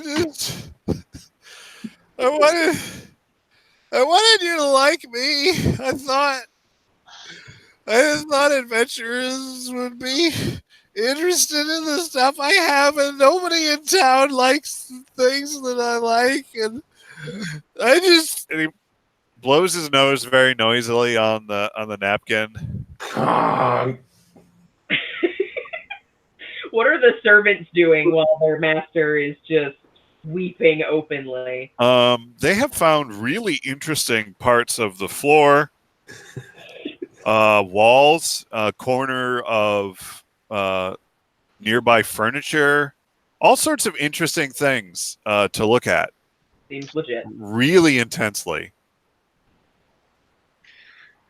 One of the guys, you think he might be checking for traps in the cupboard. Like, he's really in it. So, do you know why the townspeople like us? No, we don't know why they like us. I mean, you saved a lot of people. You're heroes. We're heroes, sure, but we helped. We helped is what we had. We helped with the resources that we had. They just so happened to be magic and weapons and armor and know-how, but that's what we had. Well, all I ever wanted to be was a hero. But you could be a hero. Not necessarily with weapons that are unwieldable and armor that is unscratched, but you know, with open arms and a big heart. Nobody comes over. How do I Come to them. Have a festival in the streets. Bring pay for kebabs for all to enjoy. Throw a party for the whole town. Yes.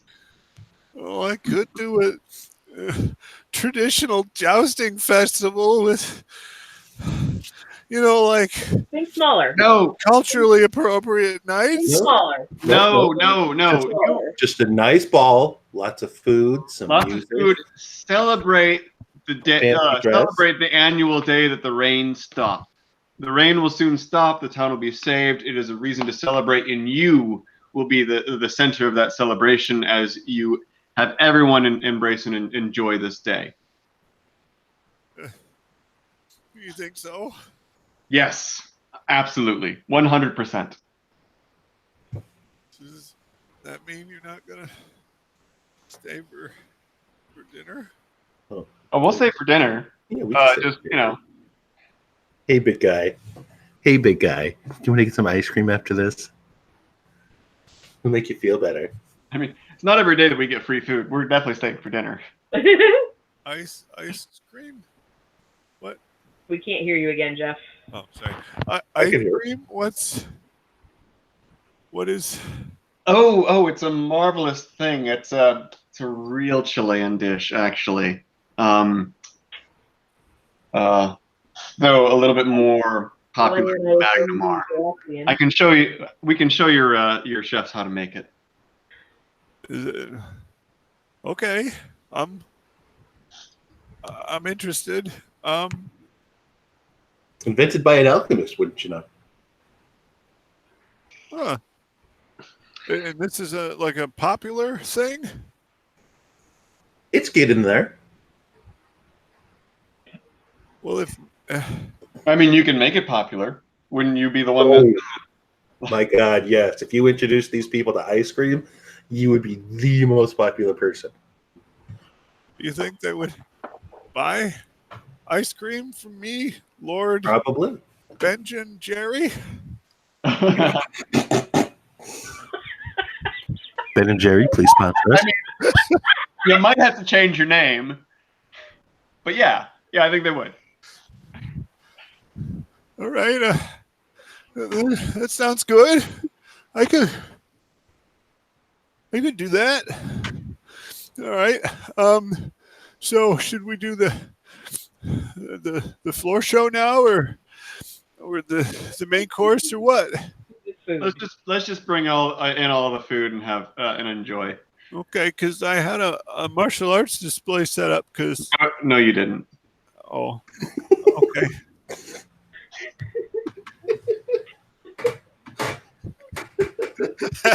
It's like Jesus. So the guy is pretty cowed. They bring out some of the rest of the food. There are some passable, like Varisian baked goods. It just seems like he's fond of them, because obviously he didn't really realize you were Parisian. initially, but I mean, there's sort of a role that is popular. He didn't seem like he was trying real hard on that. It's just something he liked, so it's not as insulting or off the mark as the other stuff that has happened. And if you would like a real Varisian scarf, I can make the scarf, and if the blacksmith can make the razor blades to go in it properly. Are those aren't authentic then? No. Because they told me they were. I pick out one of the blades from one of the inner pockets and go to attempt to cut into the meat of one of the dishes, and it show that it does not cut the meat. Oh, as you're trying to cut the meat, the blade snaps in half. Oh dear. This is paper. No, sir. That's paper. Caladrel is going to pick up some of the appetizers and then wander out to the kitchen and start helping the cook make some ice cream. All right. Boom. Oh, best Holy fucking ice cream shit. ever. Yeah, you create Dippin' Dots. Nice. You come out with that handy dandy liquid nitrogen. You just keep around. Just because. Yeah, Super somehow. scary It's super hard to transport. Yeah. And why I've never used it in battle, we'll never know. But hey. Lord knows how you produce it. But Instantaneously. What was that? Well, because it evaporates almost instantaneously. Right. Smokescreen. Shisha. Yeah, so you do this. He's got like a fair amount of mixed berries around and cream and stuff in the larders that you were able to direct people towards this thing, and they're real suspicious of this frothing, bubbling, yet like stupid cold liquid that you bring to bear here. Little taken aback when I add salt to it. But Why would you add salt to liquid nitrogen? Said it was a dessert. Not the liquid nitrogen. What? Damn it, Peckham.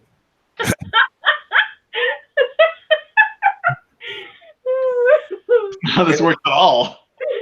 You work that over. You're in the kitchen working on that. You've got, you lend hands, holding mixing bowls, mixing bowls, adding ingredients.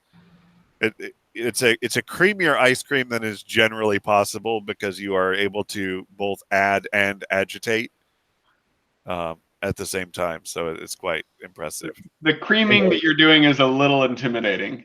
Yeah. Like I'd recommend you not cream at people. Yeah. Stop creaming all over the place. Cream. A little aggressive, you get it on your drawers. Skeet. Goddamn. So, yeah, you're doing that.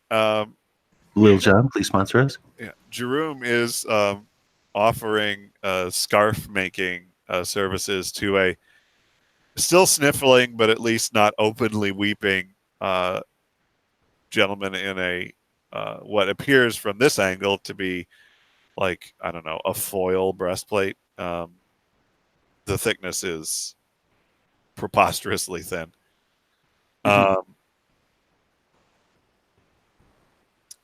Also, I mean, so I've been around town. How are town guards outfitted? Are they properly equipped? Yeah, they're generally properly equipped. They seem to have. It's mostly leathers. Metal and plate is an expensive proposition. So they're mostly in leather-based armor, simple armor, general like coloration in common. It's a little mix and match. It seems like the guards are responsible for their own equipment, but there is painted livery to give some commonality, and they all generally carry cudgels or maces. Okay. Oh, fair enough. I was going to suggest maybe that part of the selling or melting down of scrap metal around here could go towards outfitting the town's guard, in which case they might repay him with actually training him how to use any of these weapons. Look, I appreciate you guys telling me the truth. Like I don't have a lot of interactions with a ton of people. Like this hobby I started after my wife died. Well, like I'm pretty sure she died. We never saw her again after she went into the marsh that one time, and I am now super Wait. interested in what he's saying. Wait, marsh? Which marsh? well, it's like the over the Shimmer Glens, just over there. I look over at Joannis. The Shimmer Glens, eh? Yeah, it's kind of a swamp, but like I guess parts of it are pretty enough. But she just like never came back. And how long ago was this? It's like it's 12 years ago last week. Wow. So Did anybody ever go looking for her out there? yeah, I mean, we had all the staff and some of the town's guard, and I went out, and honestly, there were some creatures that drove some of us off, and I started collecting weapons and armor. And it's kind of all I've had. I look around the dining room. Is there like a portrait of his wife hanging up somewhere? You look down the table, and at the far end of the table, up on the wall, flanked by a couple of what seem to be gold-plated swords, is a large portrait of a lady. What does she look like? Um, And is she wearing either of the dresses that Shalelu and I are currently wearing? yes, she is dressed in a red dress. I look down at myself. I look back at the painting. She is pale with red hair. Uh-oh. A little bit, maybe a little bit taller than you, because Shalelu is significantly taller than you. Yeah. But not as tall as Shalelu, probably. At least judging by like the furniture that's in the painting that she's like posing against. She's not freakishly tall. No. How much taller than him is she? He's a fairly lanky individual. I would figure that they were probably about the same height. Oh, okay. I kind of pictured him as like a Little short. stocky, kind of pudgy guy. Well, he is pudgy. That's true. Lanky and pudgy? Lanky and pudgy. Ooh, it's a bad combo. Yeah. Yikes. And balding. Yeah. No wonder no one comes over. Yes. Woof. Ice cream will help. Ice cream helps everything. All right. So yeah, turkey legs are served at some point. It's like turkey legs? Yeah, sure. We'll go with it. For like the adventuring, right? Yeah, no, I'm sure the Strix would love this. Okay. Chakar is fairly into the turkey legs, I imagine. Yes, I'm sure. Does he ever even come back? Nope. No. He's gone somewhere. He doesn't get the turkey legs. And I'm going to be super unhappy about that choice. Damn it, where are the turkey legs? There were turkey legs? I will definitely save a turkey leg for Trakar. Because he and I are buddies.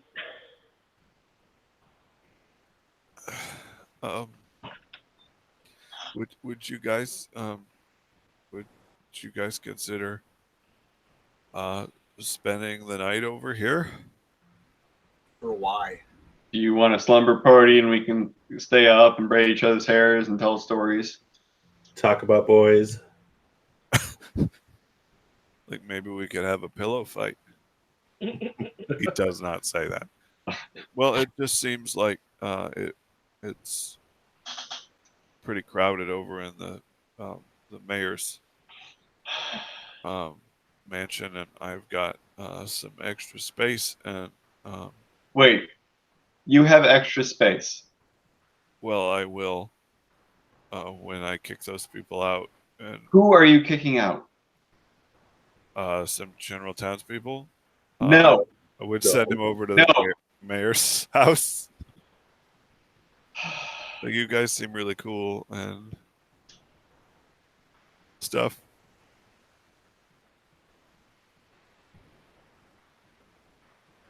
We're going to our beds that have been allotted to us, but we will spend more time with you, share our stories of our adventuring, and talk about whatever you'd like to talk about. But the townspeople here that you're so willing to kick out are your people. It's true. I mean, they don't really talk to me. You know.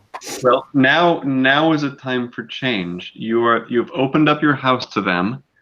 You have given them when they have been in need, and you will continue to do so. And you will find that they open up to you, and you to them.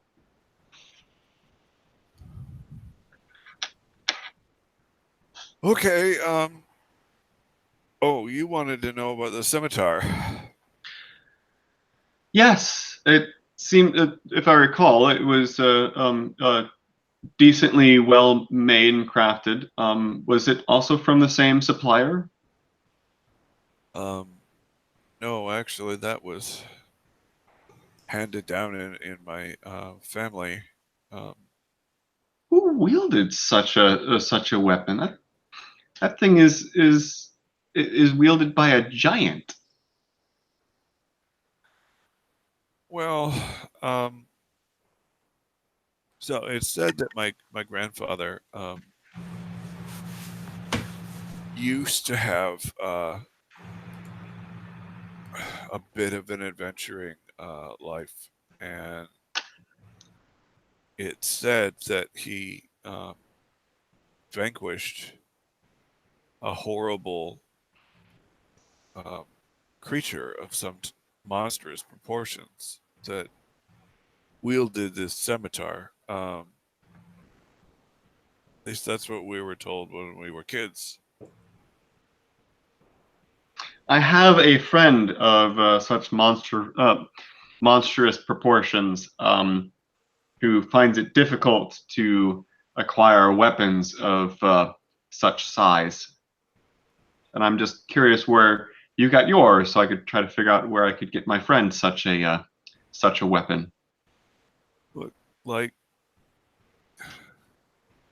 you guys have been so understanding of all of the stupid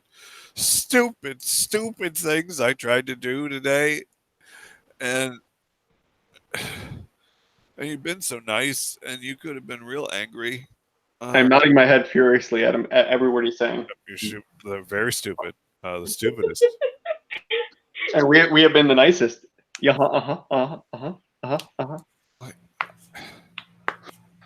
You're not wrong. You are absolutely correct in everything you're saying. I'd like you to have it.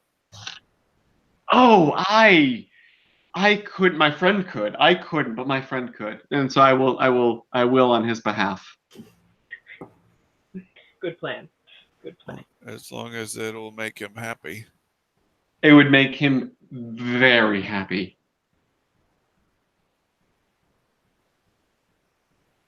So, you guys were gonna teach me how to make ice cream.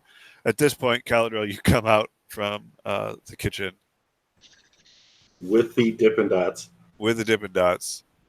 Hey, ice cream served. Little custard cups with little like lemon rind curlicues on the top. I made it fancy.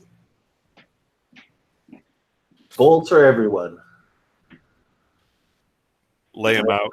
I'll get You that. lay them out. You're very handsy about it, so you can serve everybody pretty quickly. Well, I get the staff to help too. Does the +9 to create items mean that he actually got a 43 on this? Yeah. Because It's Louise. you are presented with some sort of like pinkish, purplish, cold rabbit poop sort of looking thing.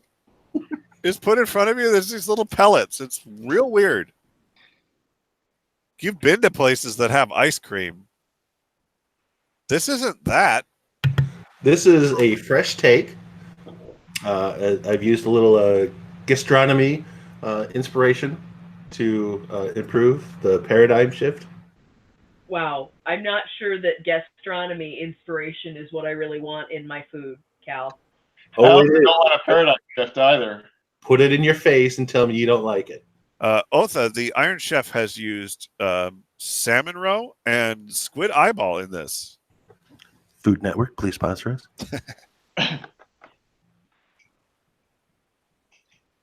Come on, give it a try. I'll take the first bite if you guys are nervous. I pick up one tiny little pellet of it. I imagine our host is already like halfway through his serving. Because he doesn't know stuff from things. He is just, he hasn't started yet. He is so terrified of making the wrong move. Come on. At this point. It's okay. You can use the dessert spoon. It's the one on your left. Or at least it should be on your left. I don't know who placed this on the table. You guys gotta actually eat it before it melts. Yeah, so I'll grab a spoon and I will get about 3 of these little beads on the spoon and I will eat them. It is cold.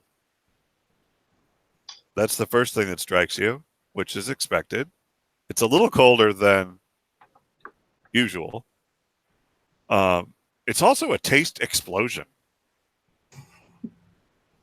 Oh, this is going right to my hips. Yeah, this is amazing. I'm imagining a food war scenario here. Where clothes just start bursting off for no reason. Like you turn, Shalelu, watches you and then starts in on it herself. She turns into full-on Japanese actress. I don't even know what that means. She likes food. I like food. And she giggles and covers her mouth a lot.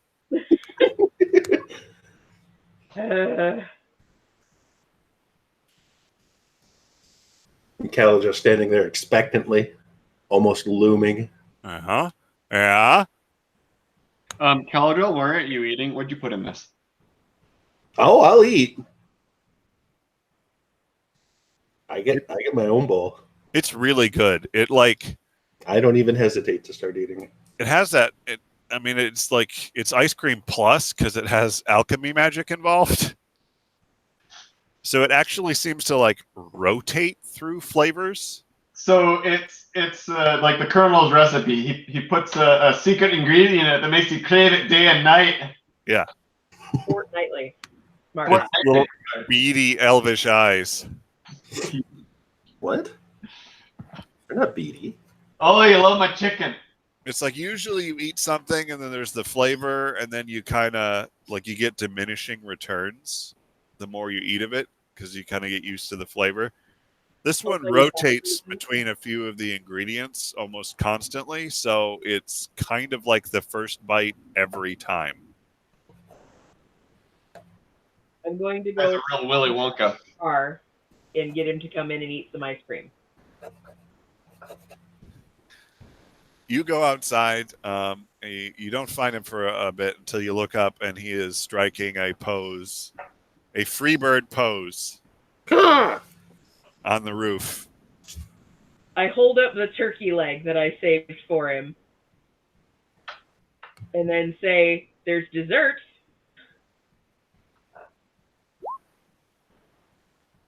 You see the turkey leg that Raina is holding up like some sort of falconer.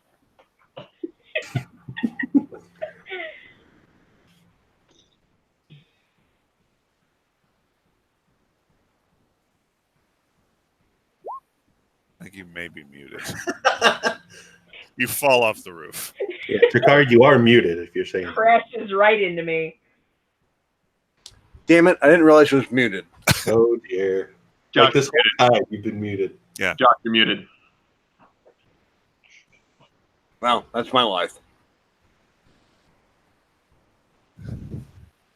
So you see the turkey, but you get so excited you just fall off the roof. Yeah. Well, I mean, I see the turkey. I want turkey. I attempt to glide down and grab it, But he flies like a turkey. but I my foot kind of gets caught on the stupid roof, I don't know whether and I don't parkour, and I just eat it all the way down. There's some decorative embellishments here, and it just snags a talon. And it's kind of like you're a dog that just ran to the end of their lead. Oh yeah. So you take off, and then it's just nope. Oh, Or like a dog who accidentally falls in the in-ground swimming pool. Just a couple of like split seconds of majestic acceleration brought to an intense and rapid halt, Yes. and then you plummet like a stone to the ground in front of Reyna. There's no. I'm eating it. There's no. I can't redeem myself on this. There's just kind of a pile of feathers, and there's two Strix talons, like bent at strange angles. That's not good. He went in like a lawn dart.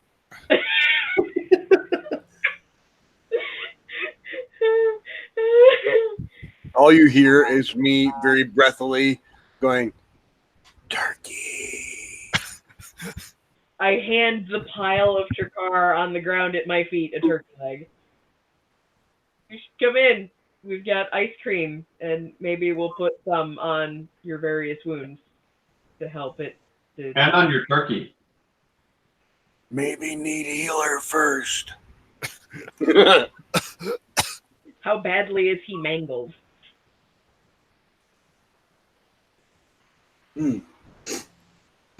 It's like it's kind of like if you just smashed a kite into the ground. Like parts of him are bent the wrong way. Oh God. He's probably not too injured, but My pride is.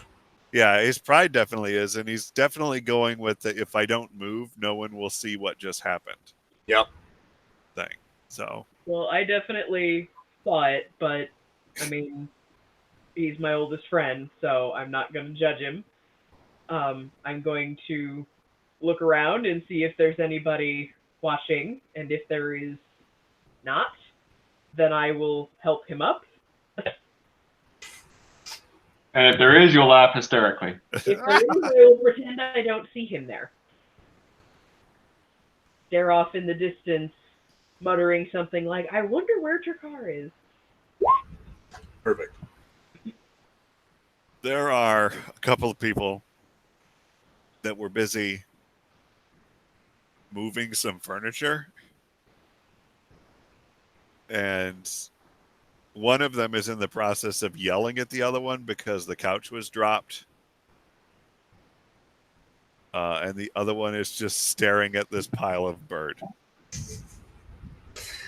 I attempt to pull a small amount of soil or dirt nearest me to cover myself up in an attempt to not be seen. Disguise self.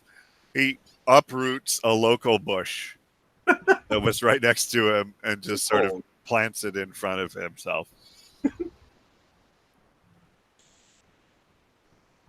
This is where I live now. And a hand comes out of the bush and grabs some turkey. Yes.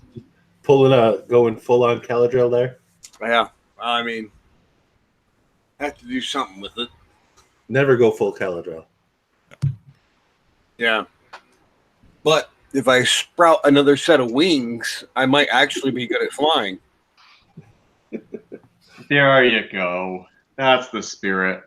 Go the whole dragonfly route. Yeah. So after a while, you're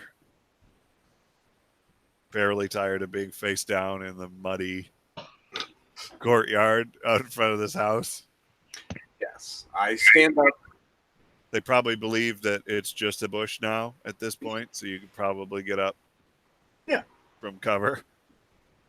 I get up and I make my way inside the house, intentionally dragging my talons, which I assume are very dirty, all over the floor.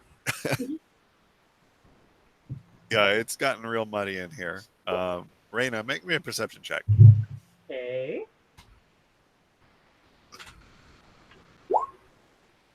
The instant Ch.3 stands up, the guy that was staring at him from the couch finds something on the other side of the courtyard to look at really quick. Good plan. Squirrel! You make your way back into the ante room. The butler attempts to stop you from tracking all of the mud in. Does he gesture kind of like what, like with his arms up above his waist? Like, what are you doing kind of thing at all? Yes, I suppose. He's also like indicating your feet and tisking a little bit.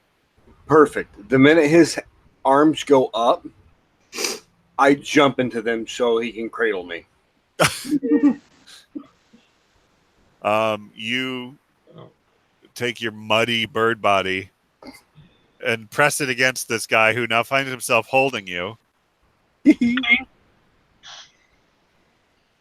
I mean, does he have to, handle animal check or?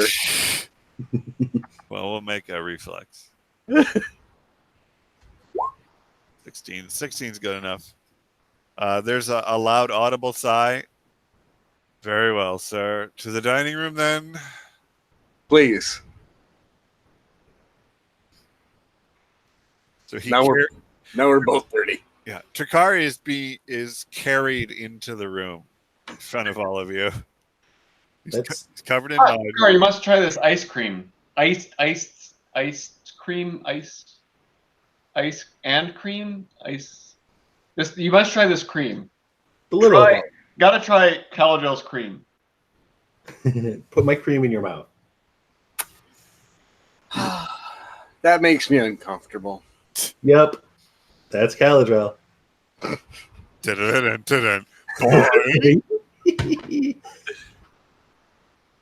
So I assume he places me in a chair or something like. Yes. All right. I tip him 3 gold pieces for his assistance. Jesus. High roller? Thank you. Yes. He leaves. Does he threaten to go start his own business with his boss now? This is not Euro trip. Sorry. Had to. This ice cream, it looks weird. I shovel it in my mouth like it belongs, sir. Yeah, you do. It's a flavor explosion. Getting these tiny balls in your mouth is everything you wanted. Caladriel's tiny, tiny balls. God damn it. Well, this is different, but I like it. That's what she said. I just give you a look. This is really good. This is ice cream? Yeah. This is a form of ice cream. There are many forms. I think this form is very successful. So many forms and flavors, and I don't suppose you could help me out with this. What do you mean? Well, he just showed your You kitchen need me staff to how to make it. You need me to help feed you, or is that? Da, da, da, da, da, da. So you think they could reproduce it then?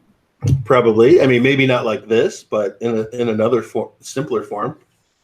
This is quite the thing. Like, if it wasn't unseasonably rainy right now, it would be really hot, and this would be amazing. Like, Yeah. people would be able to stop buying this. Right. It's so like hotcakes. If you invented hotcakes first and then sold them. Now, what you do is you introduce it while you're helping to clean up the town, and then you start a business for it afterward. Okay,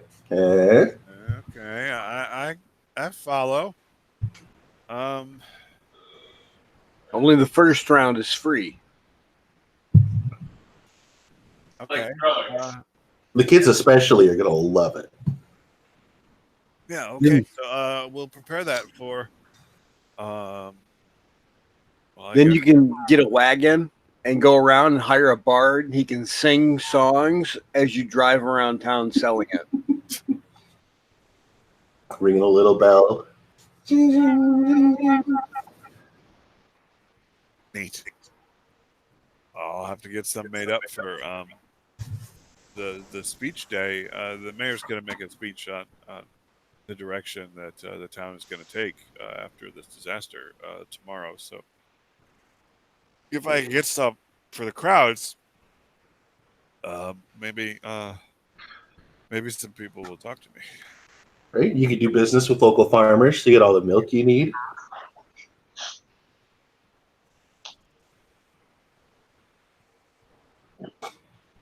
Neat. Well, this has been an interesting evening. You feeling better? Yeah, I'd like to thank everyone for putting up with me.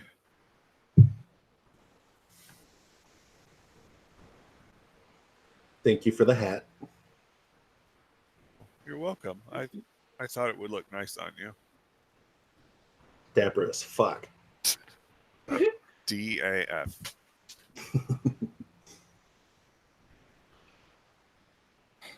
Well, if you're still in town, don't be strangers. You're gonna be staying over at the mayor's, I guess. But like, you can come and talk to me whenever you want. I trust we'll see you around town, out amongst the people. Well, aren't we leaving first thing in the morning? Oh, Don't yeah, stop. we're gonna get croissants on the way. I mean, like, duh. Okay.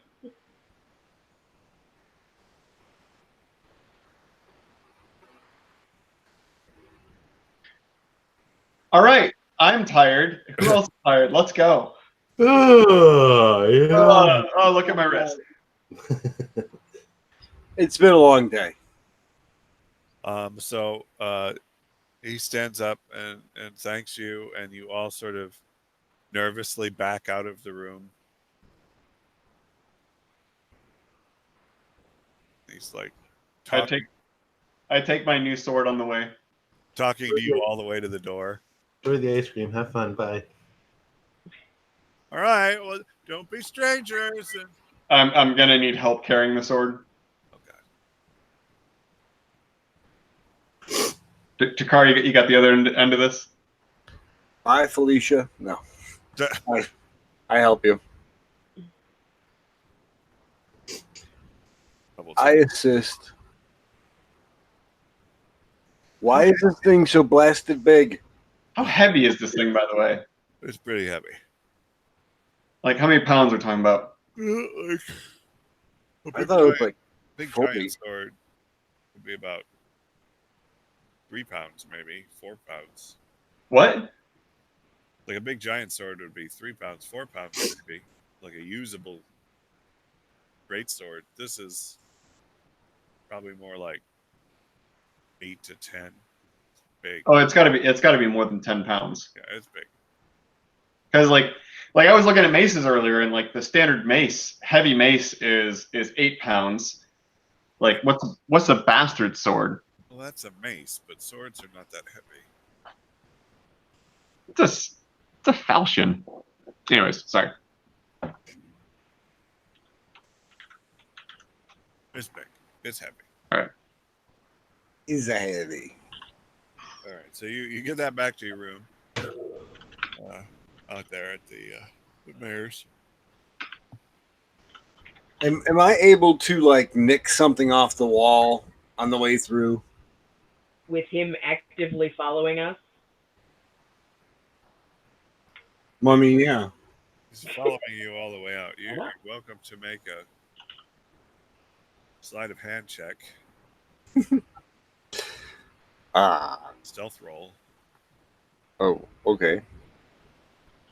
This is gonna go great. Okay. Yeah, a falchion for a normal sized person is 8 pounds. All right, so it's probably 16 or something. Yeah, but 16 pounds is something I can still strap to my back and walk around with. Right. Neither he nor the footman seem to be paying attention to you, Trakar. Perfect. You're passing the polearm gallery. Perfect. I always wanted a falchion or a glaive or something. Is he's still walking us out, right? Yes. So, Trakar, is there anything in particular you're staring at, and do I notice it? I assume I'm looking to grab any long bladed weapon, like polearm bladed weapon. However, knowing my luck, I'd probably grab like the broom because I'm not really paying that close attention, trying to be stealthy. You definitely see Trakar getting all weird and like. Yeah, no, like my friend here is gonna take one of your pole arms. You don't mind, right? It's a pittance for trying to feed me the food of my captors. No, certainly. Your pick. Which is your finest? Because that's what I get out of life. The finest things. Yeah, but it's this guy's definition.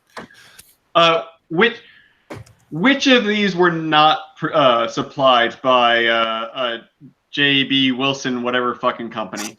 All of these came from them. He pulls one he's particularly proud of, which is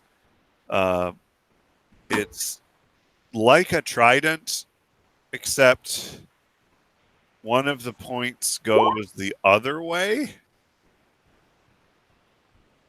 What? Like they don't all face forward. One of the points is facing backwards. Dakar, start appraising, man. I'm so confused by that. It's got like a spear point. Okay. And one of the points faces backwards as it curves around, and the other point curves out to the side a little bit. It's a little shorter than the central point. Am I any kind of familiar with this type of weapon? Would it be a history check? I feel like it's more of an appraisal, right? Yeah, Jerome, this isn't really your wheelhouse. No, like I'm more like it doesn't have cloth on it. Like if it had a little bit of flair to it. Maybe. Trakar, this thing is, I don't know, it's a little fantastical in its construction, but you could see that you could probably hook with the one point, and you could. I'm looking around. Is there a better weapon? Try to do disarm with the other one, and you could stab people. I mean, if he's giving away weapons, I could use a long spear. Doesn't necessarily have to be all flame bridgey like it is, but So it's just embellished in the styling. yeah. Okay, I was just trying to make sure that it was still an effective weapon and not just a fucking talking piece. Yeah. That's what I was going for. Do I see a better option for Trakar? You see a couple of different options. There's like a general sort of glaive, which is more of like a small scimitar on a pole sort of thing. There's some standard spears, sort of long spear type things. A couple of them have like overly ornate blades. And to be clear, none of these are masterwork. Yes, none of them are master. Takar, I met the blacksmith earlier today. He's a very, very competent man. Mostly he does size and sickles and stuff like that, which you'd be familiar with. I'm sure he could fashion you a proper spear. I kind of like this glaive here, though. That's a good point. I'll wait to get my spear. Yes, like I said, very competent. You know, maybe not ornate or anything like that, but competent. Hey, that one's a flail on the end of a stick. Yeah, I'm kind of liking this glaive. I like it. I'm gonna take this. Flails are impractical. No one actually used them. I know. You don't understand. I'm just doing this because I can. I don't actually want this damn thing. So you picked this glaive. It has, like, the blade is coming from the haft. It's connected by like a lion's mouth.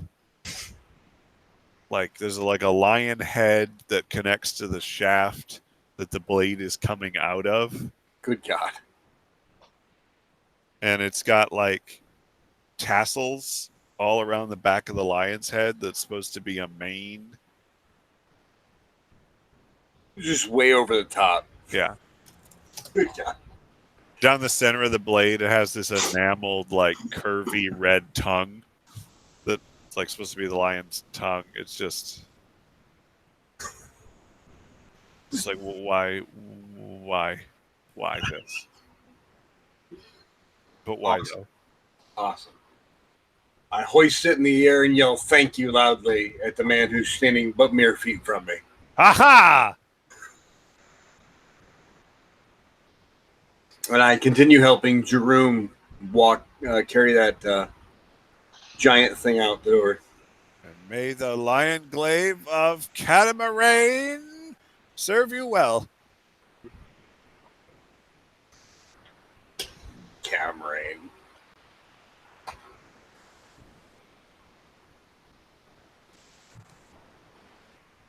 So you're outside. It's raining. Perfect. Still Wait, it's raining again? Yep. Ah, shit. Did it ever actually stop raining? Not really. Ah.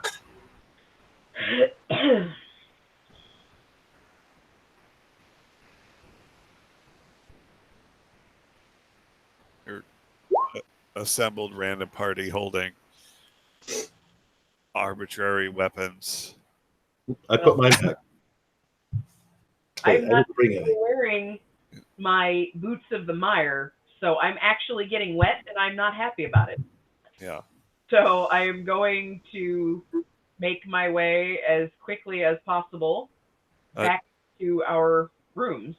Yeah. So, Speaking of which, they're still wearing the dresses. Did he expect to get them back at all? it did not seem to be the case. Are there fabrics of any value? The fabric that the dresses are created from? Yes. Could I actually fashion them into like real dresses?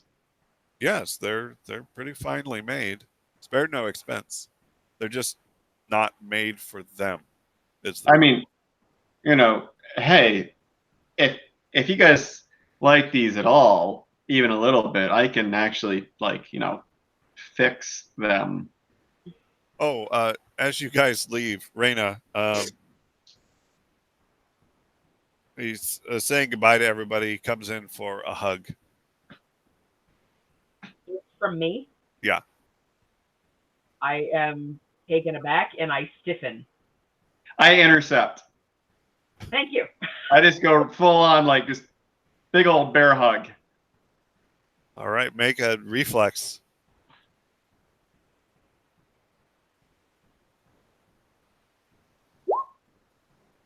$14. You managed to get half in the way. I give him like the half man hug. It's like the half handshake, half hug. Like, hey, yeah, we got this, man. Bro, we cool, bro. Oh, okay. See you later. I will sort of do an awkward little finger wave and then very obviously reach for Shalalu's hand. Toodaloo. And you actually leave. Your dresses are now clinging to you because you are wet. All the No, more incentive to get back to my lodgings quickly. And I'm continuing along the way, saying, "Oh no, I could take it in here, and I could definitely smooth this out here. It would really accentuate the butt." And Drew, we talked about you leaving my butt out of this. I'm not hands off your butt, just hands on the butt dress. Butt dress? But the dress. Butt dress. Buttress. Flying buttress. She's not that well endowed. Some serious foundation garments. This is RP. I can be whatever I want. I'm just saying I can fix this if you want. If you don't want, I can also burn it. I'm also good at that as well. I mean, I don't generally have much call for a thing like this, but I like the way Shalalu looks at me when I'm wearing it, so...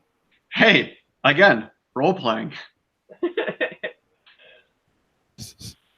So I guess I'll give it to Jerome after I'm out of it.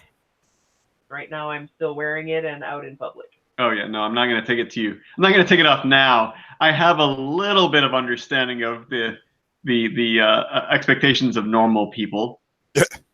You just choose to ignore it most of the time?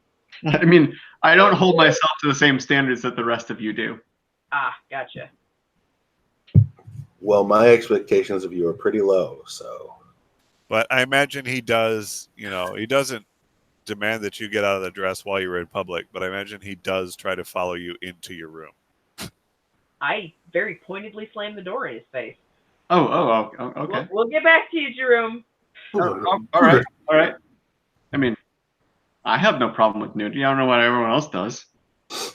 I don't. You're also uptight. I have a problem with your nudity specifically. I don't have a problem with nudity in general. Your nudity. That's a problem I always have. People have a problem with my nudity, but I don't.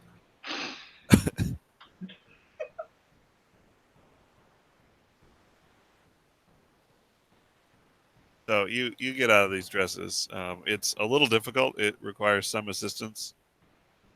It's like peeling some sort of fruit.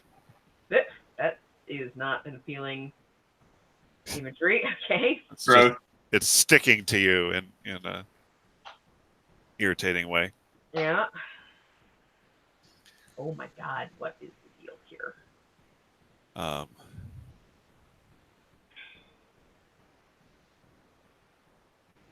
Shalalu is helping you with this and just starts giggling. What's so funny? Is it always like this with you people? Yeah. You're gonna have to be more specific. Galadriel in the room goes, "Yeah." She's watching you undress. You didn't realize. Where the hell did you even come from? Don't worry about it. Like what specifically? I mean, that whole thing, right? Yeah. I gotta say, the last wealthy nobleman who took a shine to me turned out to be like a killer, and yeah, that wasn't great. Wait, you've picked up wealthy noblemen before? I mean, like, not on purpose. There was the thing in Sandpoint, right? And then we met up with this guy, and he invited us on a boar hunt, and he apparently was infatuated with me, but turns out, surprise, surprise, that he was crazy guy. Must be that sort of animal magnetism. I make that growling, purring sound in my throat again. Did I mention that I spend a lot of time dealing with animals? I am familiar with this, yes. Scene fades to black. Good plan. Caldrell is still in the room. No, he's I'm standing so incredibly still. That you can't see. That I become invisible. Galadriel. Do what? Never mind. So incredibly still that I've become invisible. Oh, hi, Galadriel. God damn it.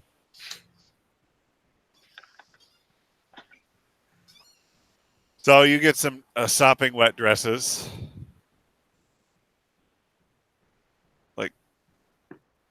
Well, I will hang them up to dry. Shoved out of the door by a hand.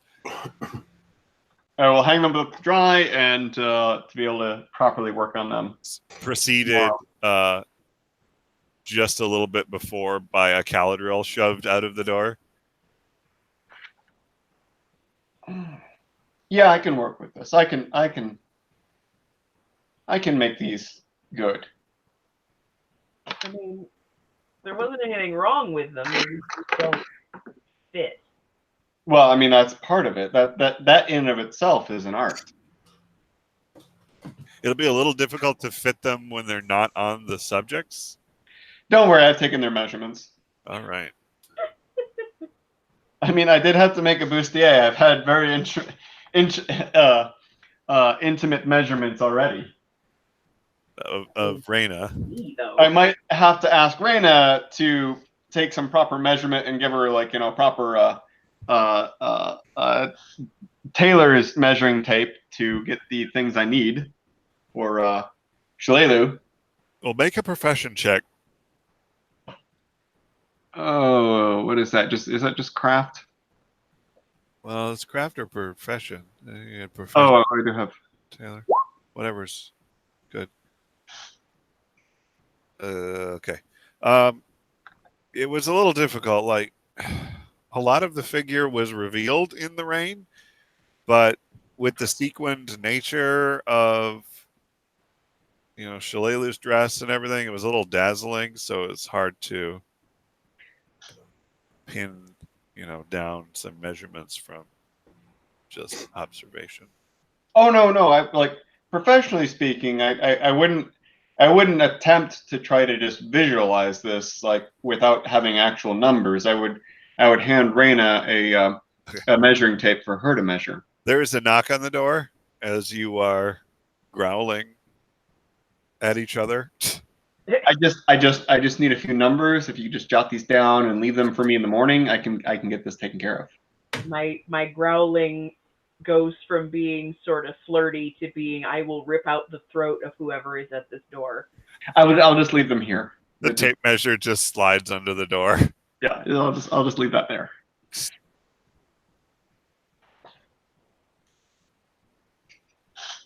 So that happens.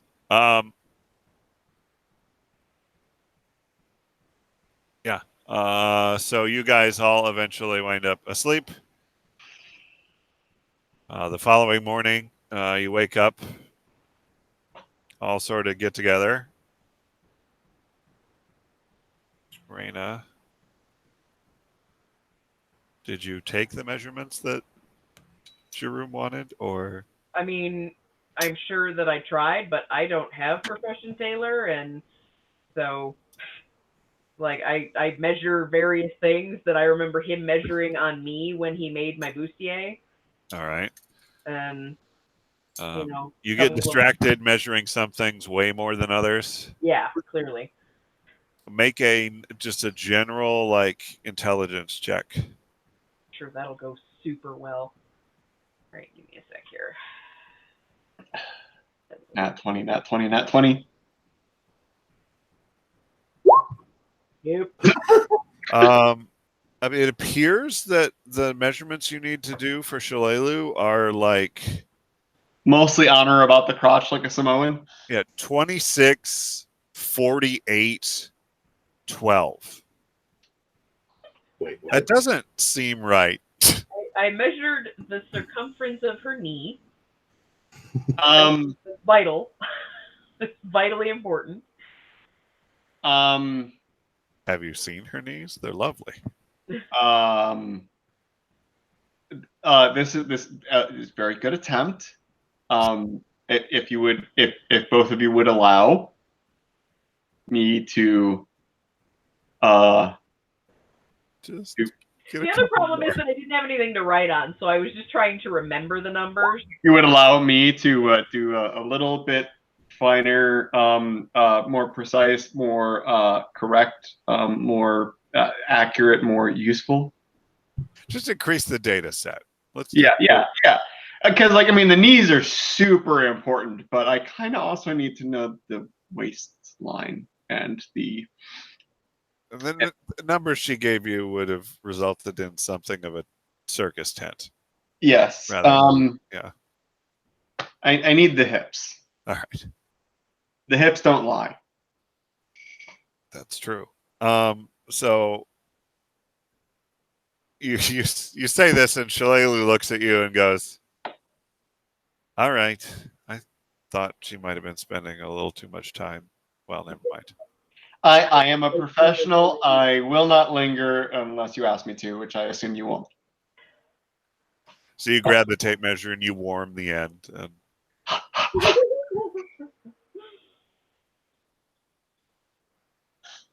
you get a set of measurements that looks like a humanoid. Like good. oh You're yeah, okay, good. You're elf shaped. yeah, Yes. makes sense. Okay, my turn. It's that dress I was making for the gelatinous cube last time. I go and measure Caladriel since I promised him a some type of attire for his extra limbs. Caladriel, make me an intelligence check.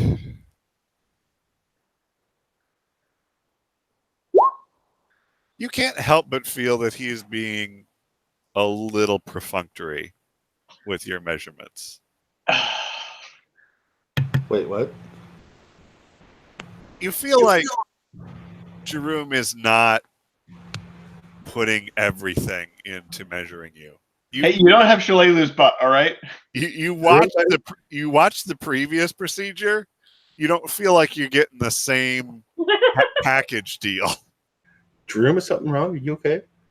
Same level of care and attention. Fine. Okay. Fine. I'll do it again. Because you asked. He goes to Is take it your you? inseam and punches you in the balls.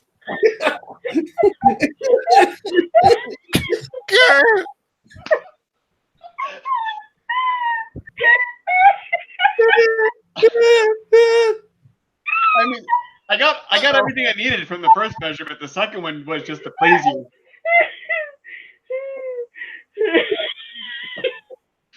Someone's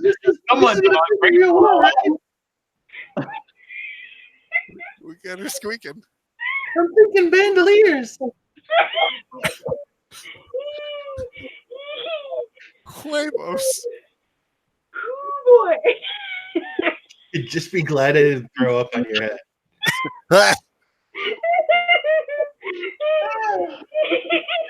Hey, you want those extra armholes or not? Oh my god. Oh, apparently I did. with 4 hands to try to hold it in, you managed to spray vomit behind you. Oh god. All right, who wants croissants? Don't do it. It's a trap. Who wants what? Croissants. Shalelu uses your exact shadow to avoid the vomit. She stands in a Caladriel vomit shadow. Oh god.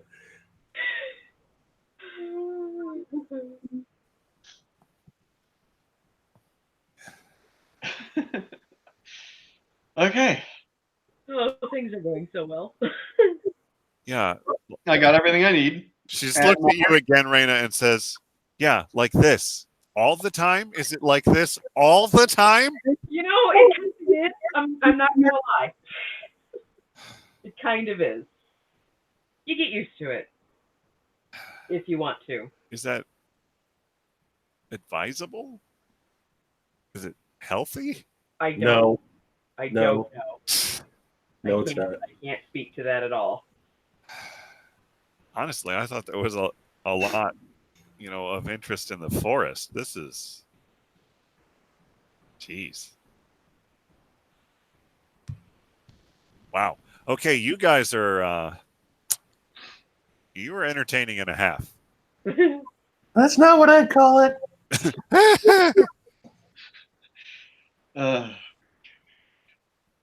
That's just because you don't stand still when you're being measured. And let that be a lesson to you.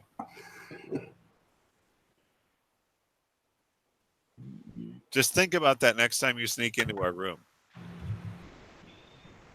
Yeah, right. I did it for them.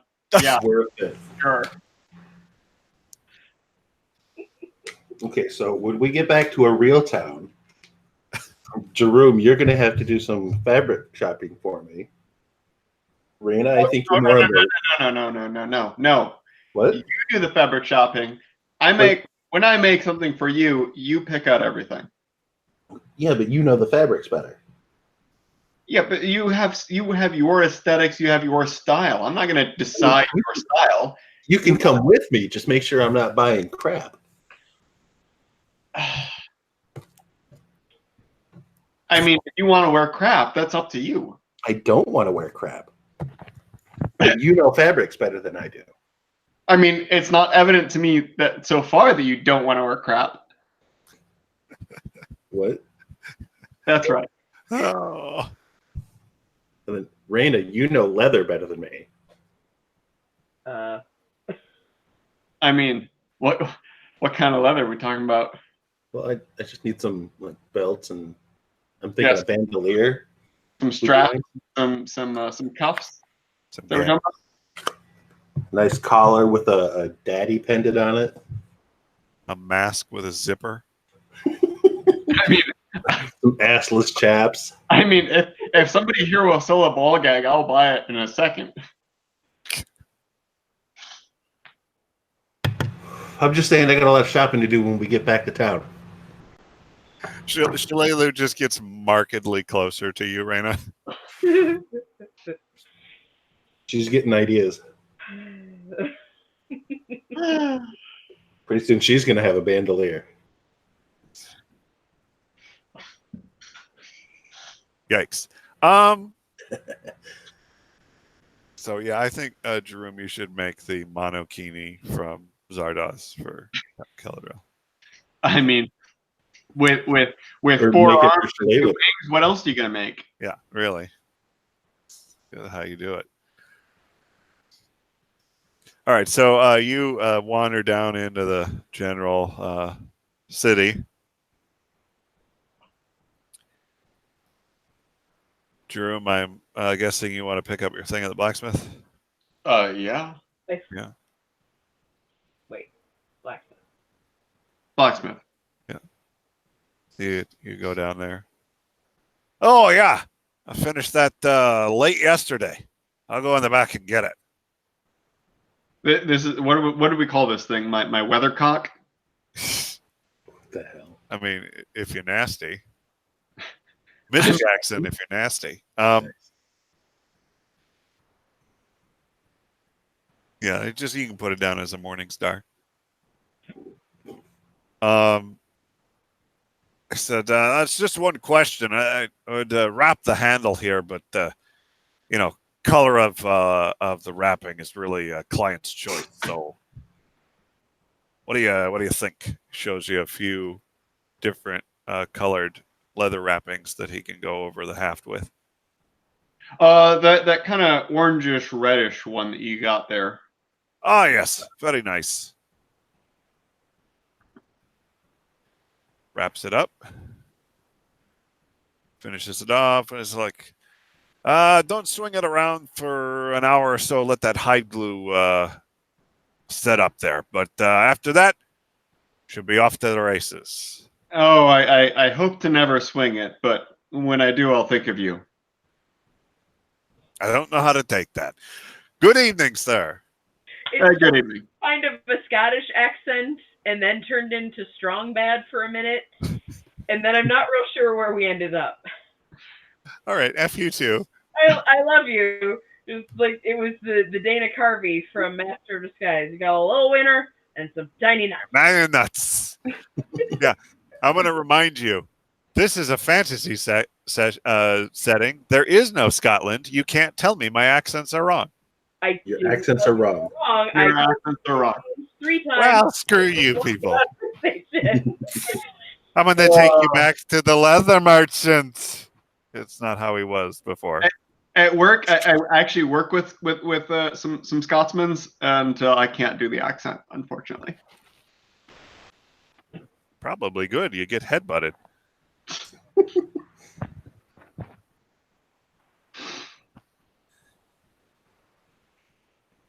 Of course, we can do that for you.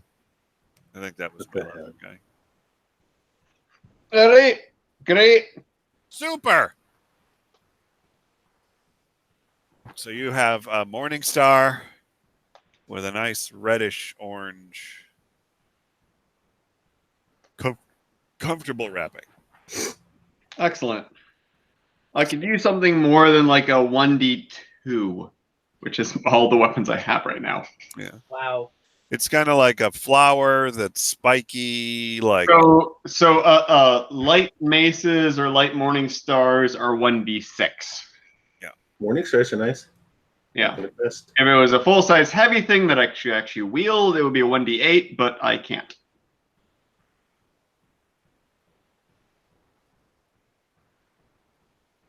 but it's got that piercing, you know. So, Yeah. which is cool. And I can say I'm flogging people with my cock. Yikes. Wow. But it's got a bird on it. I mean, my battle cry. Right alone. All right, so we're going to find the captain. Yeah, let's get the hell out of here. To the Shimmer Glens. And we're picking up some croissants on the way, too, right? All right. I feel like we should ask that dude what sort of creatures it was that chased them out when they were looking for his wife 12 years ago. That may have been an oversight. Nah, that's fine. In a real hurry to get away from him.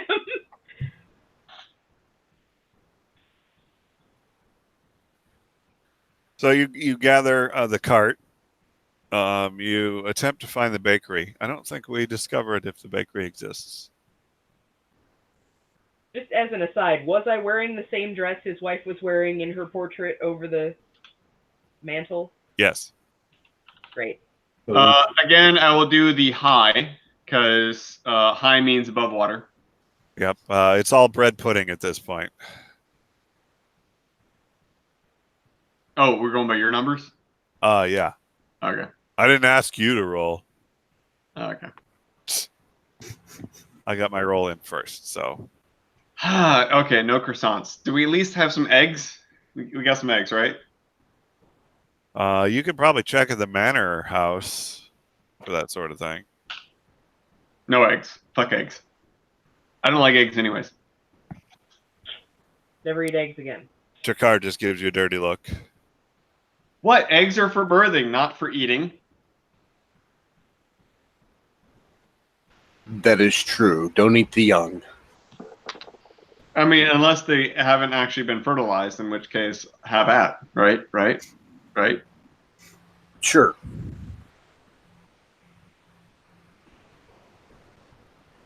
So you gather the cart, you get everybody together. I get all my shit. Yeah, you have noticed that Joannis has indeed removed the sleeves from his suit coat. But he didn't remove those stupid lapels. No. Joannis, I I just we can do can't. better. Uh, Where What did you do before you were a monk? I was a child. But where from?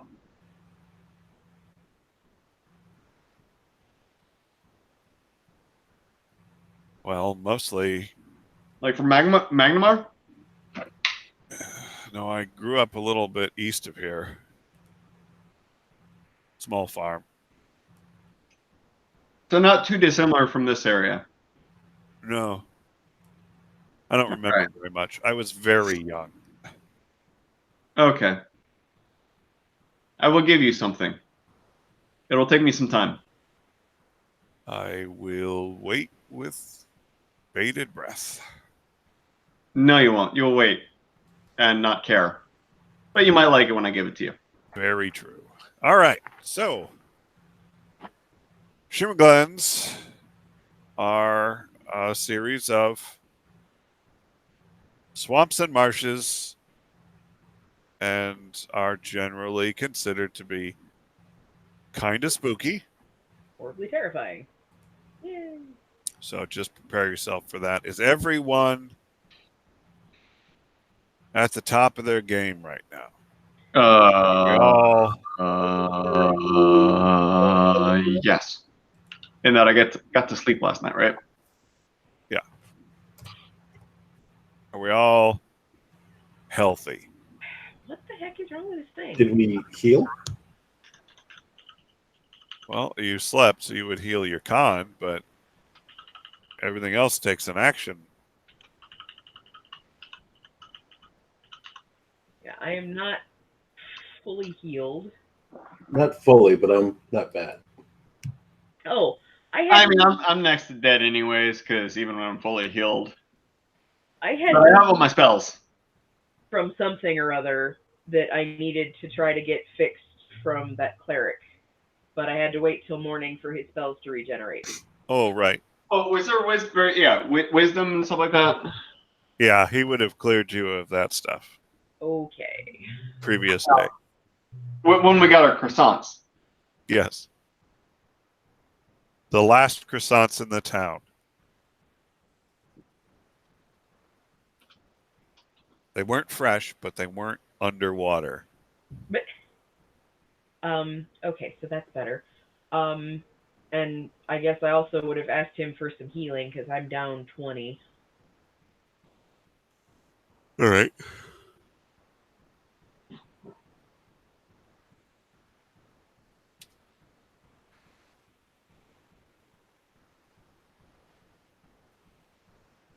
A 2d8.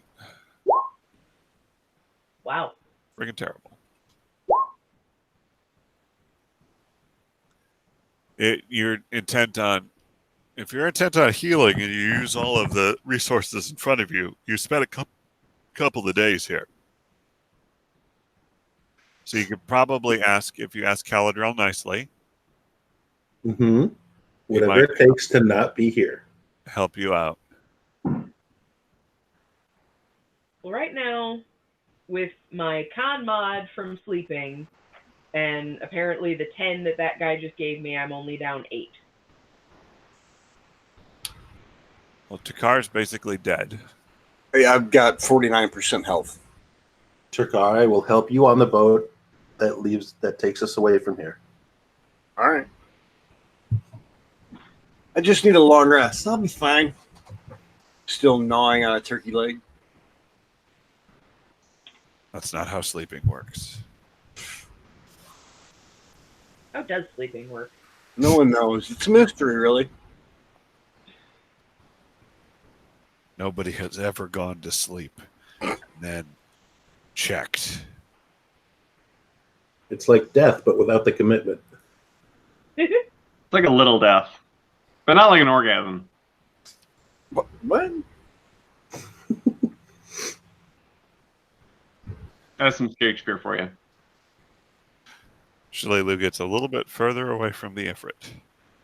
I mean, you should always keep your distance. I'm kind of flaming hot. I audibly roll my eyes. You might want to get that checked. Yeah, how does your eyes make noise? What's going on with that? It That's wasn't that my eyes rolling made the noise. It was just a as I did it. Is it like a? I was gonna say, is it like a knee pop or something like that? Maybe like sound.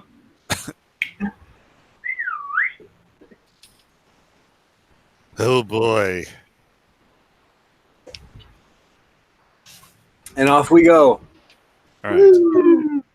So you're not on a boat, you're on the wagon. You're trying to make your way down the road. Make The our old way out of town.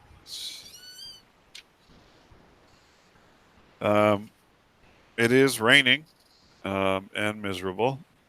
Parts of the road are in fairly bad shape. All of this rain has not done the track any favors. It is not as quick going as you hope. There are a couple of times that you have had to unstick the wagon from being mired in muck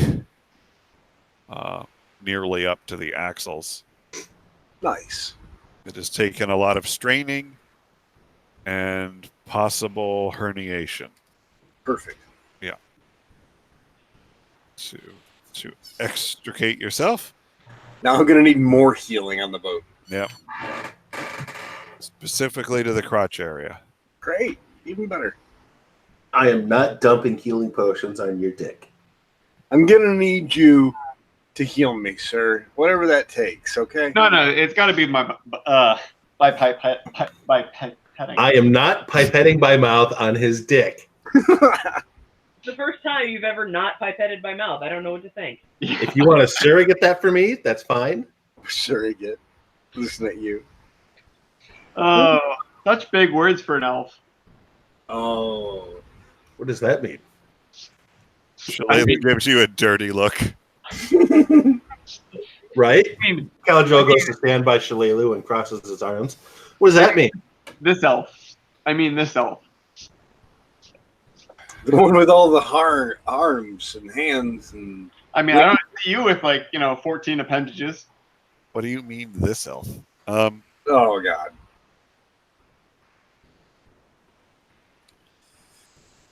You tell him, Shillelagh.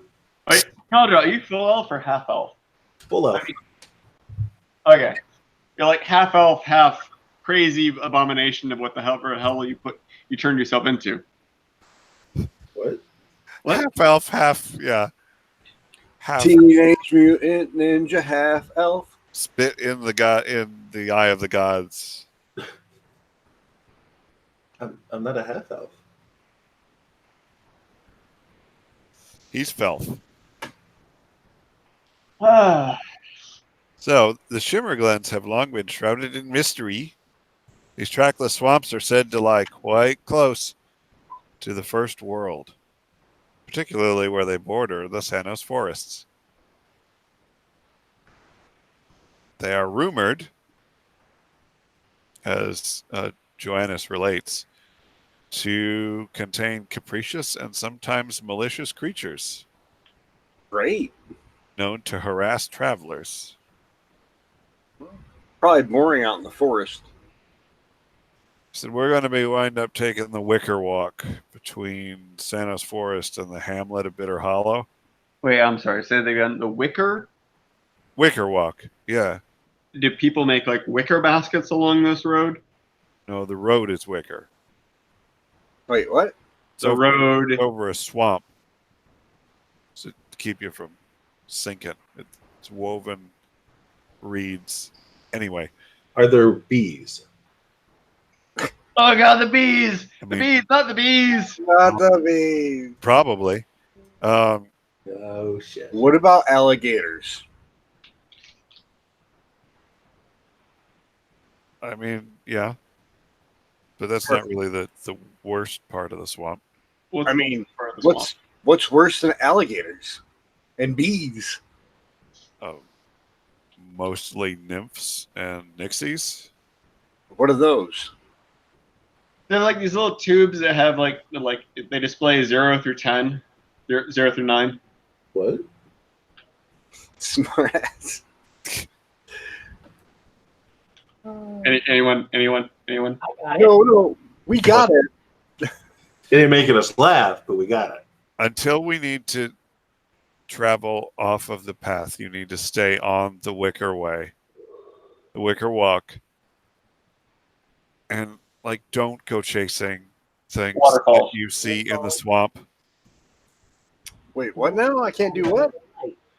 Even if they're your loved ones. especially if they're your loved ones.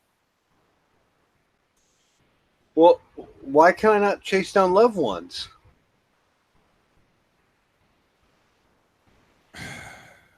Well, because you'll stay here Why forever. would I want to stay here? Yeah, exactly. I look at Raina and shrug my shoulders like what's this guy on about? I'm completely lost here. I'm only about half able to follow it myself, but I think that if you see somebody that you recognize that isn't one of us, they're probably not really here, and will kill you so that your spirit can remain here Wait, what if they are one of us? on the path. One of us. Who's that? What if we're along the trail and suddenly you see Shalelu in a place where you didn't expect her? I look around to see if the real Shalelu is present. All right, so everyone lock arms. Hold hands. Single file. Where are we on this map? Nowhere right now. Okay. Galadriel, you're in the middle since you have the most hands to grab. Yeah, Caladrel is just the center, and everybody else is around him. We're doing hub and spoke model. Spider. All right, do this. Yider.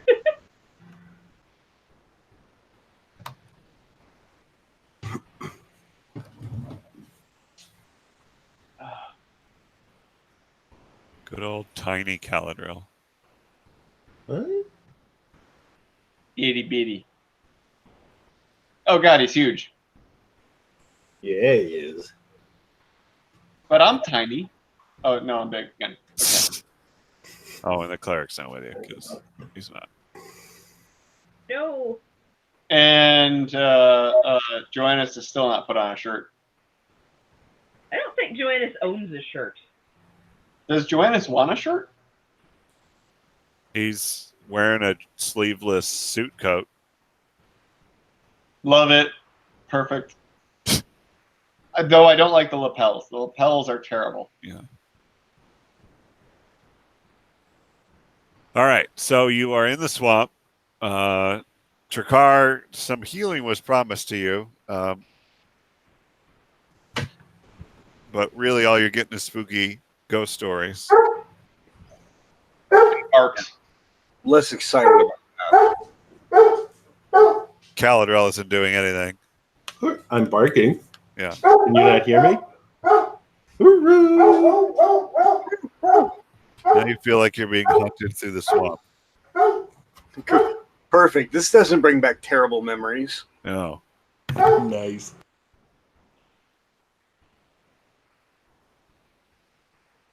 My PTSD paranoia kicks in. You stab Caladrel. Perfect. All right. So Caladrel, are you going to do something? Or are you just going to let me stab you?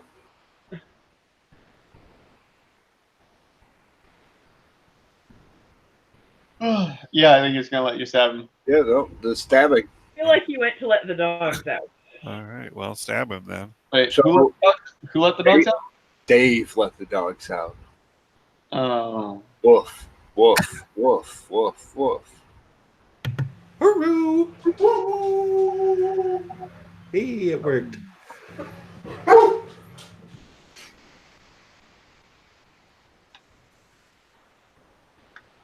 So Dave, you're supposed to be rolling healing for Ch.3. That's what you missed while you were away. Okay. Boo. How down? How far down are you? 49%. All right. Boo. Plank. Where's my thing? Daddy needs a new pair of shoes. Or any shoes, really. Yeah, Like, really, yeah. If you'd been wearing shoes, maybe you wouldn't have tripped and fallen down the side of the. How's that for you? Ah, that will do nicely, sir. Well, I here's never another wear one. shoes. Perfect. Thank you. How you doing now? Perfect. All right. Anyone else?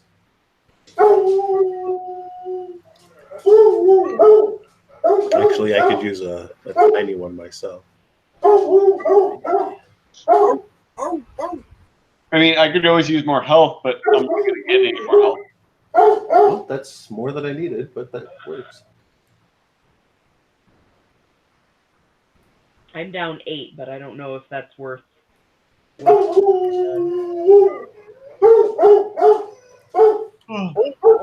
No, it's probably worth a light.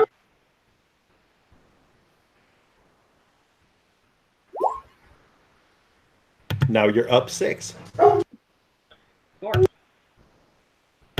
I mean, not really, but Not really. Here we go. Full hip for me.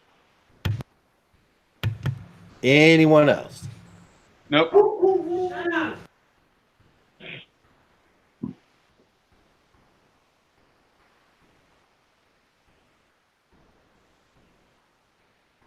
All right. DM, what are we looking at? All right, so you make your way down this. Can't hear you. You make your way down this wicker way.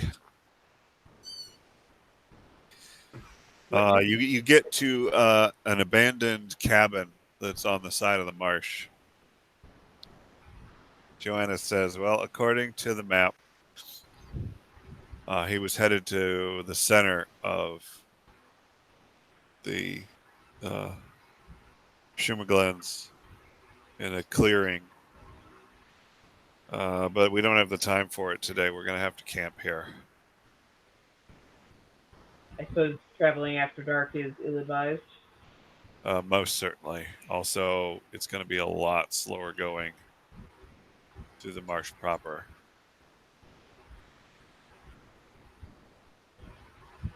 I recommend we make use of this waypoint and tackle the rest of it in the morning.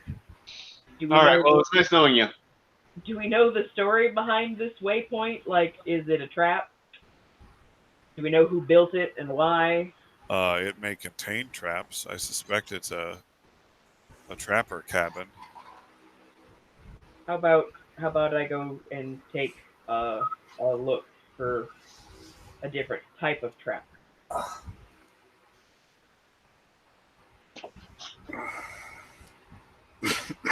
right, where on this map is the cabin? I'm having trouble seeing. Top right.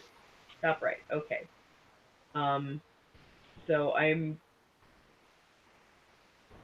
going to make my way stealthily. What is this thing right here? What is this? Campfire. Is it actually burning? No. Okay. All right. So I am stealthily approaching the cabin. Is this a hilly or rocky area?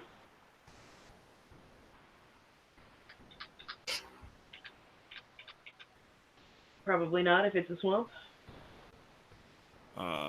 No, it's not hilly or rocky by any stretch. Okay. So taking a peek around the outer perimeter It's probably a bit marshy. for a 41. Looking for traps. Or You find several snare traps hanging on the walls. None of them set to catch you, however. okay. All right, hold on.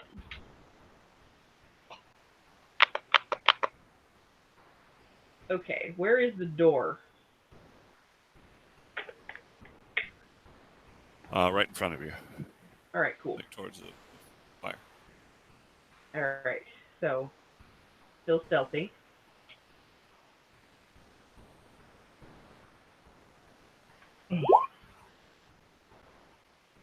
and peeking in the door. Well, peeking at the door. Is the door closed? Does it have a proper door? It's So, mostly wow. like kind of a flappy thing over a doorway. Okay, well, check the flap for craps for 41.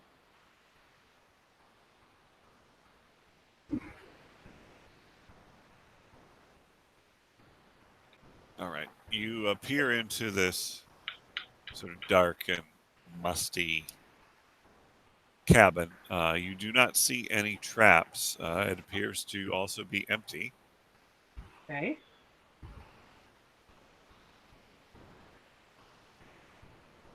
I will enter. Parts of the roof seem to be leaking slightly. Great.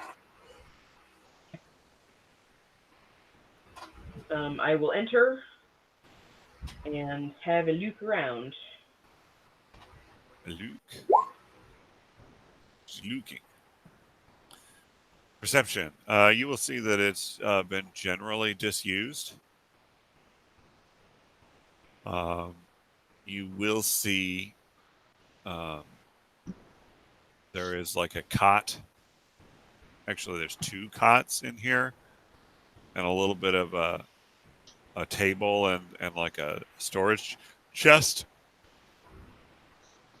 As you peer in and investigate the things, your foot kicks something and it goes under the cot. Okay. And I didn't see this thing before I kicked it? No, it's dark in here. I have dark vision. It's black and white in here. Okay. I also had a 25 perception. Did I really not see this thing? You found it with your toe. What toes are for, to find furniture in the dark. Alright, well, I will look under the bed, I guess. All right. Roll initiative. I'm just kidding. You look under the bed. It is sort of right to the left. It seems to be a little pin, like a clasp of some type. You pull it out. It is a black arrow. Part of it is gilded, like through the center of the design with gold. Were they all like that, or is that like fancier than the ones that we had seen on Jacadros? All the rest of them were simply like iron. This one is considerably fancier with the gilding. Okay, so we can assume that this was Boss Man's. Alright, well, continuing to look around. Nothing else catches your interest. It is an abandoned cabin. Okay, I will take the pin back out, and I will show it to the party at large, but Joannis in particular.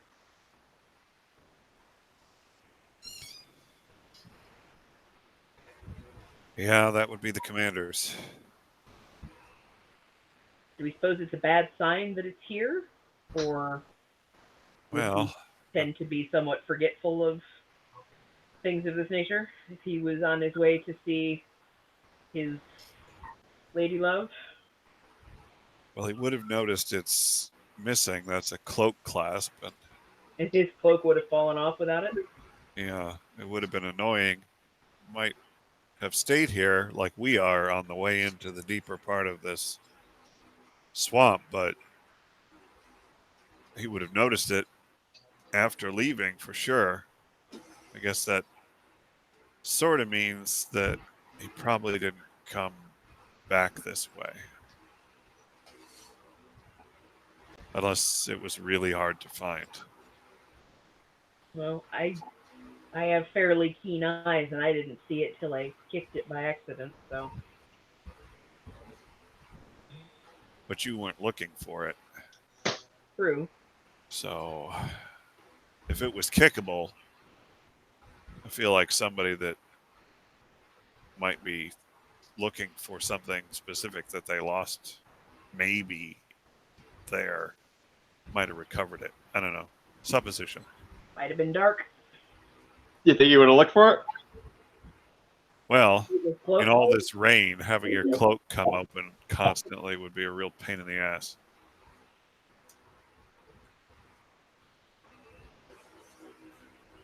All right, so he's dead.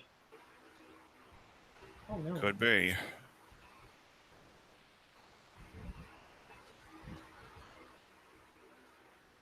Anyway, the cabin checkout. Is it safe? It appears to be. I didn't find anything untoward in there. All right. Well, I don't think all of us should sleep.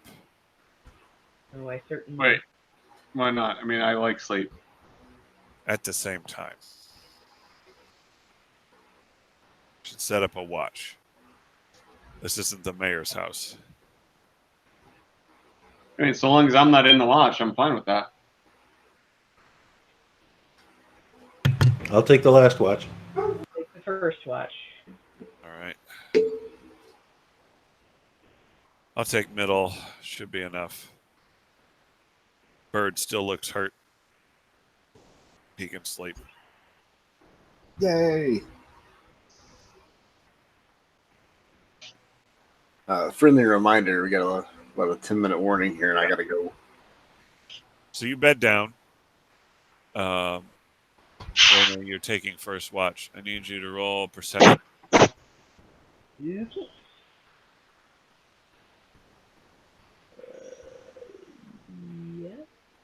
Yes. Perception. You sit for a while, and the rain pattering on the roof and the slow drip into the structure is sort of entrancing. But you do manage to stay awake during your watch. You can't help but feel a slight sense of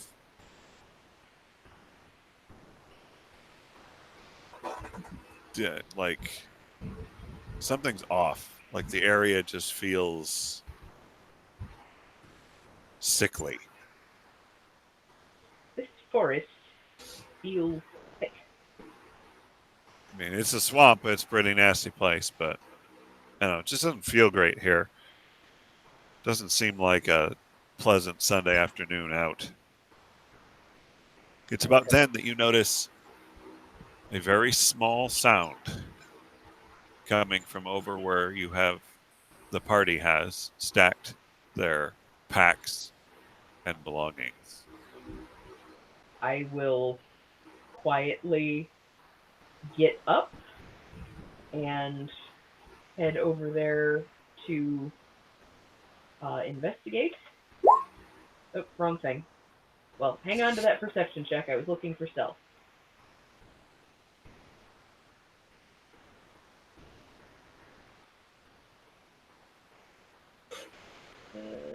Still perception. Oh, for Pete's sake. This thing is killing me.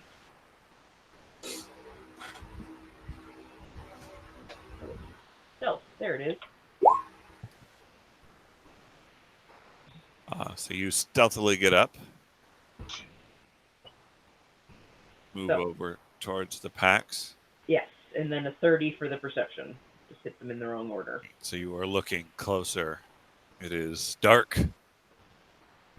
Still have dark. The rain is blocking the moon. It is black and white in here. You hear a rustle and the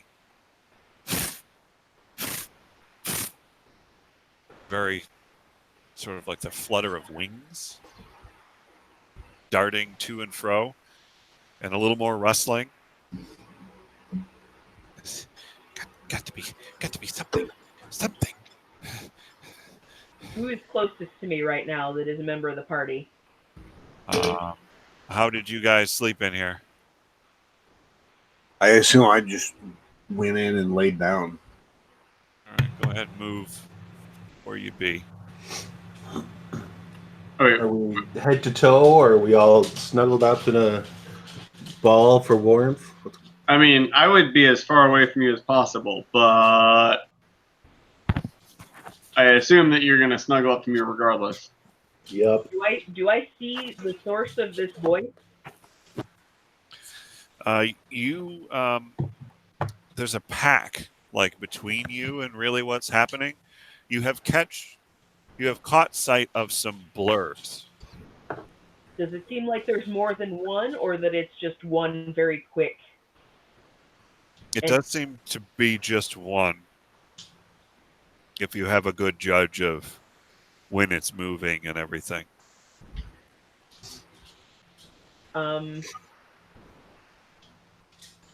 Do I have? No, my pack is probably there amongst the pile, so I guess I probably don't. Something.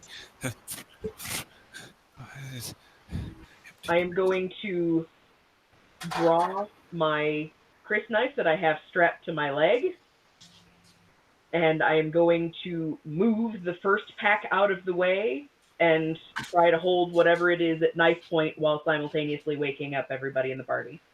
Okay. But How do you until that moment, I'm trying to be stealthy because I want everybody to be aware of what's happening at the same time.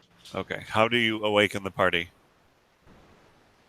So I'm going to sort of roughly shove the bag that is between me and this thing aside, and I will say very loudly, "Look what we have here! A little sneak thief in the night," as I'm holding whatever this thing is at dagger point. You see, as you move this thing, Jerome, that was pretty loud. You are irritated. You were sleeping. Oh no, not there, no, a little higher. Caladrell, thief, stealing your stuff? No. You son of a bitch! Bomb in hand.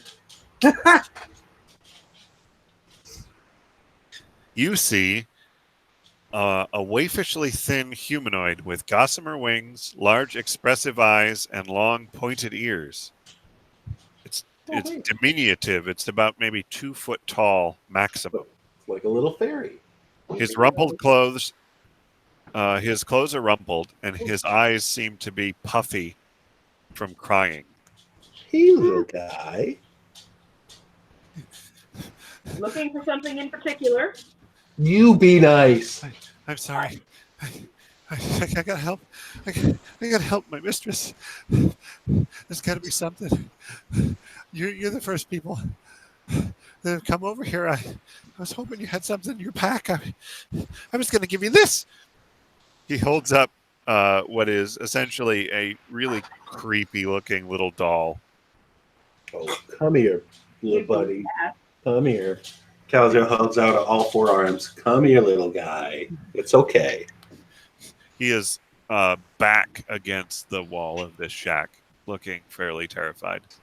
So Come what on. are you looking for?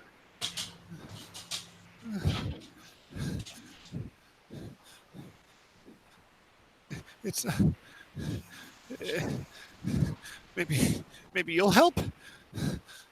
Will you? You need Will to you tell help? me what you need help with first. It's not right. My mistress, she's ill, very Use ill, your words. very very ill. Oh, death would have been a kindness. The land, it sickens with her heart, and it cannot be cleansed until her misery is purged. I can't do it myself. Please, you must help her. I'm gonna do the equivalent of an insight check, whatever that is in this system. The sense motive. 32.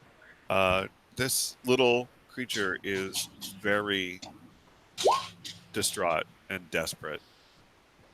I will sheath my dagger and say, for future reference, if you need help, the best way to get it is to ask, not to try and rummage through our things. I don't know what you might be like. You might have said no. You might have captured me. it's best to try on my own first. Well, I don't know that we have any material items here that could be of use, but why don't you explain as much as you understand of the situation, and we'll see what we can come up with. He looks over at Joannis and the rest of the party. Are you come down from the fort? Do you know the human that comes to meet with my mistress? I hold up the cloak clasped. Yes. Yes. The black arrows. He wore that. Past tense. I mean, obviously he's not wearing it right now, but Look, if you know him, he would not want her to be like this. He would want to help her. You must help her. look, I'm trying to help. I just want you to explain what's going on. What does the human have to do with it? When did all of this start? What are the supposed symptoms? Just talk.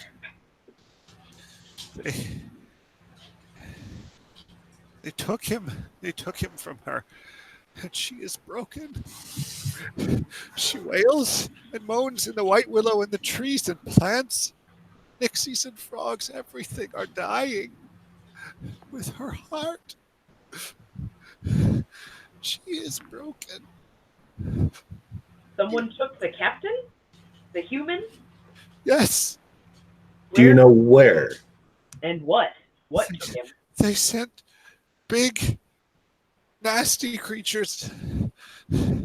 He fought them, but there were too many. They sent a few, and they were only there to lure him out.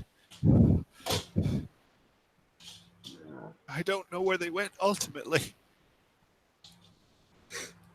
Did you see these creatures yourself? They were very large. Can you describe to me Bigger exactly than us? what they looked like? Does a quick description, which you... Can't hear you. He does go over a quick description of these large, hulking, monstrous forms. Do Which- they sound like ogres to me? Yes, they sound a lot like ogres. Okay. Yay, because we weren't like sick of ogres or anything. Please, I will take you there. Maybe you can help her. The land is dying. It did seem kind of icky. Your mistress, what manner of person is she?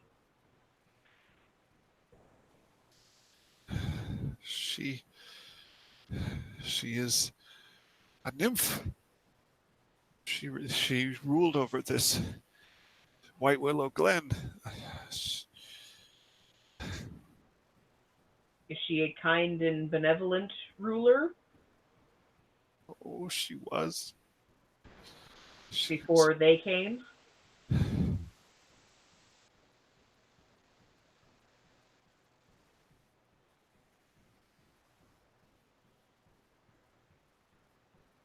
Before they came. Before they ripped him from her arms and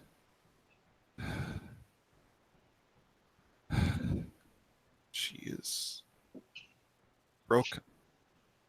I will kneel down in front of this little person and ask him his name. My name is Yap. Yap? Yep. Yep. Y-A-P. Yap. That's not a name. Yep. Yep.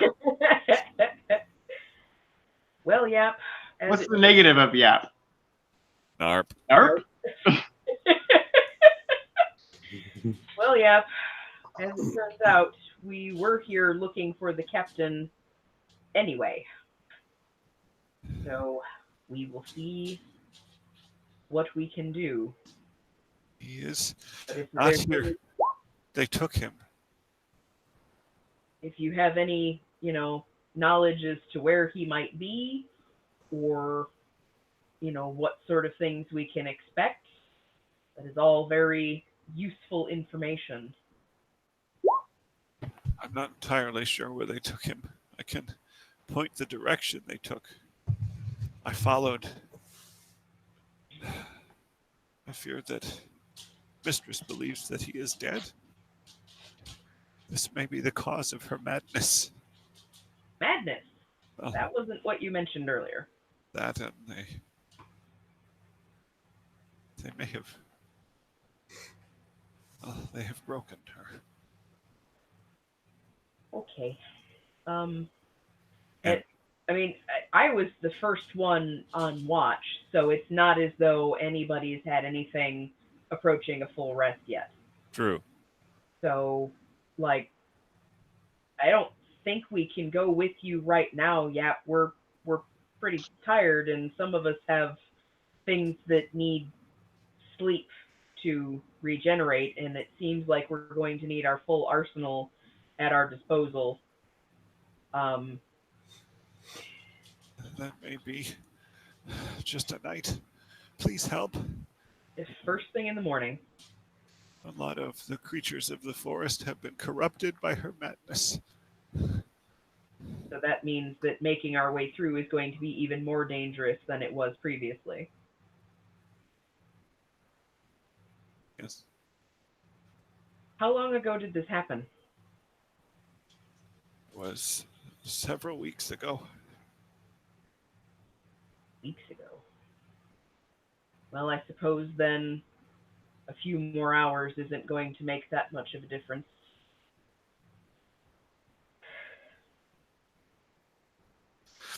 Is there anything in the immediate environs that we need to be concerned about that would make it unsafe for us to sleep here?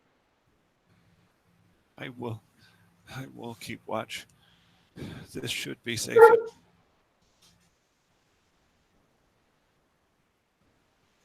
This is on the border of her realm. The sickness has not entirely spread here. How much of my watch is left? Like, how long have I been watching before we found him? You probably got about midway through. Only been like 2 hours? Yeah. But I'm going to call the session here with this revelation. Thank you, ladies and gentlemen, for bearing with us.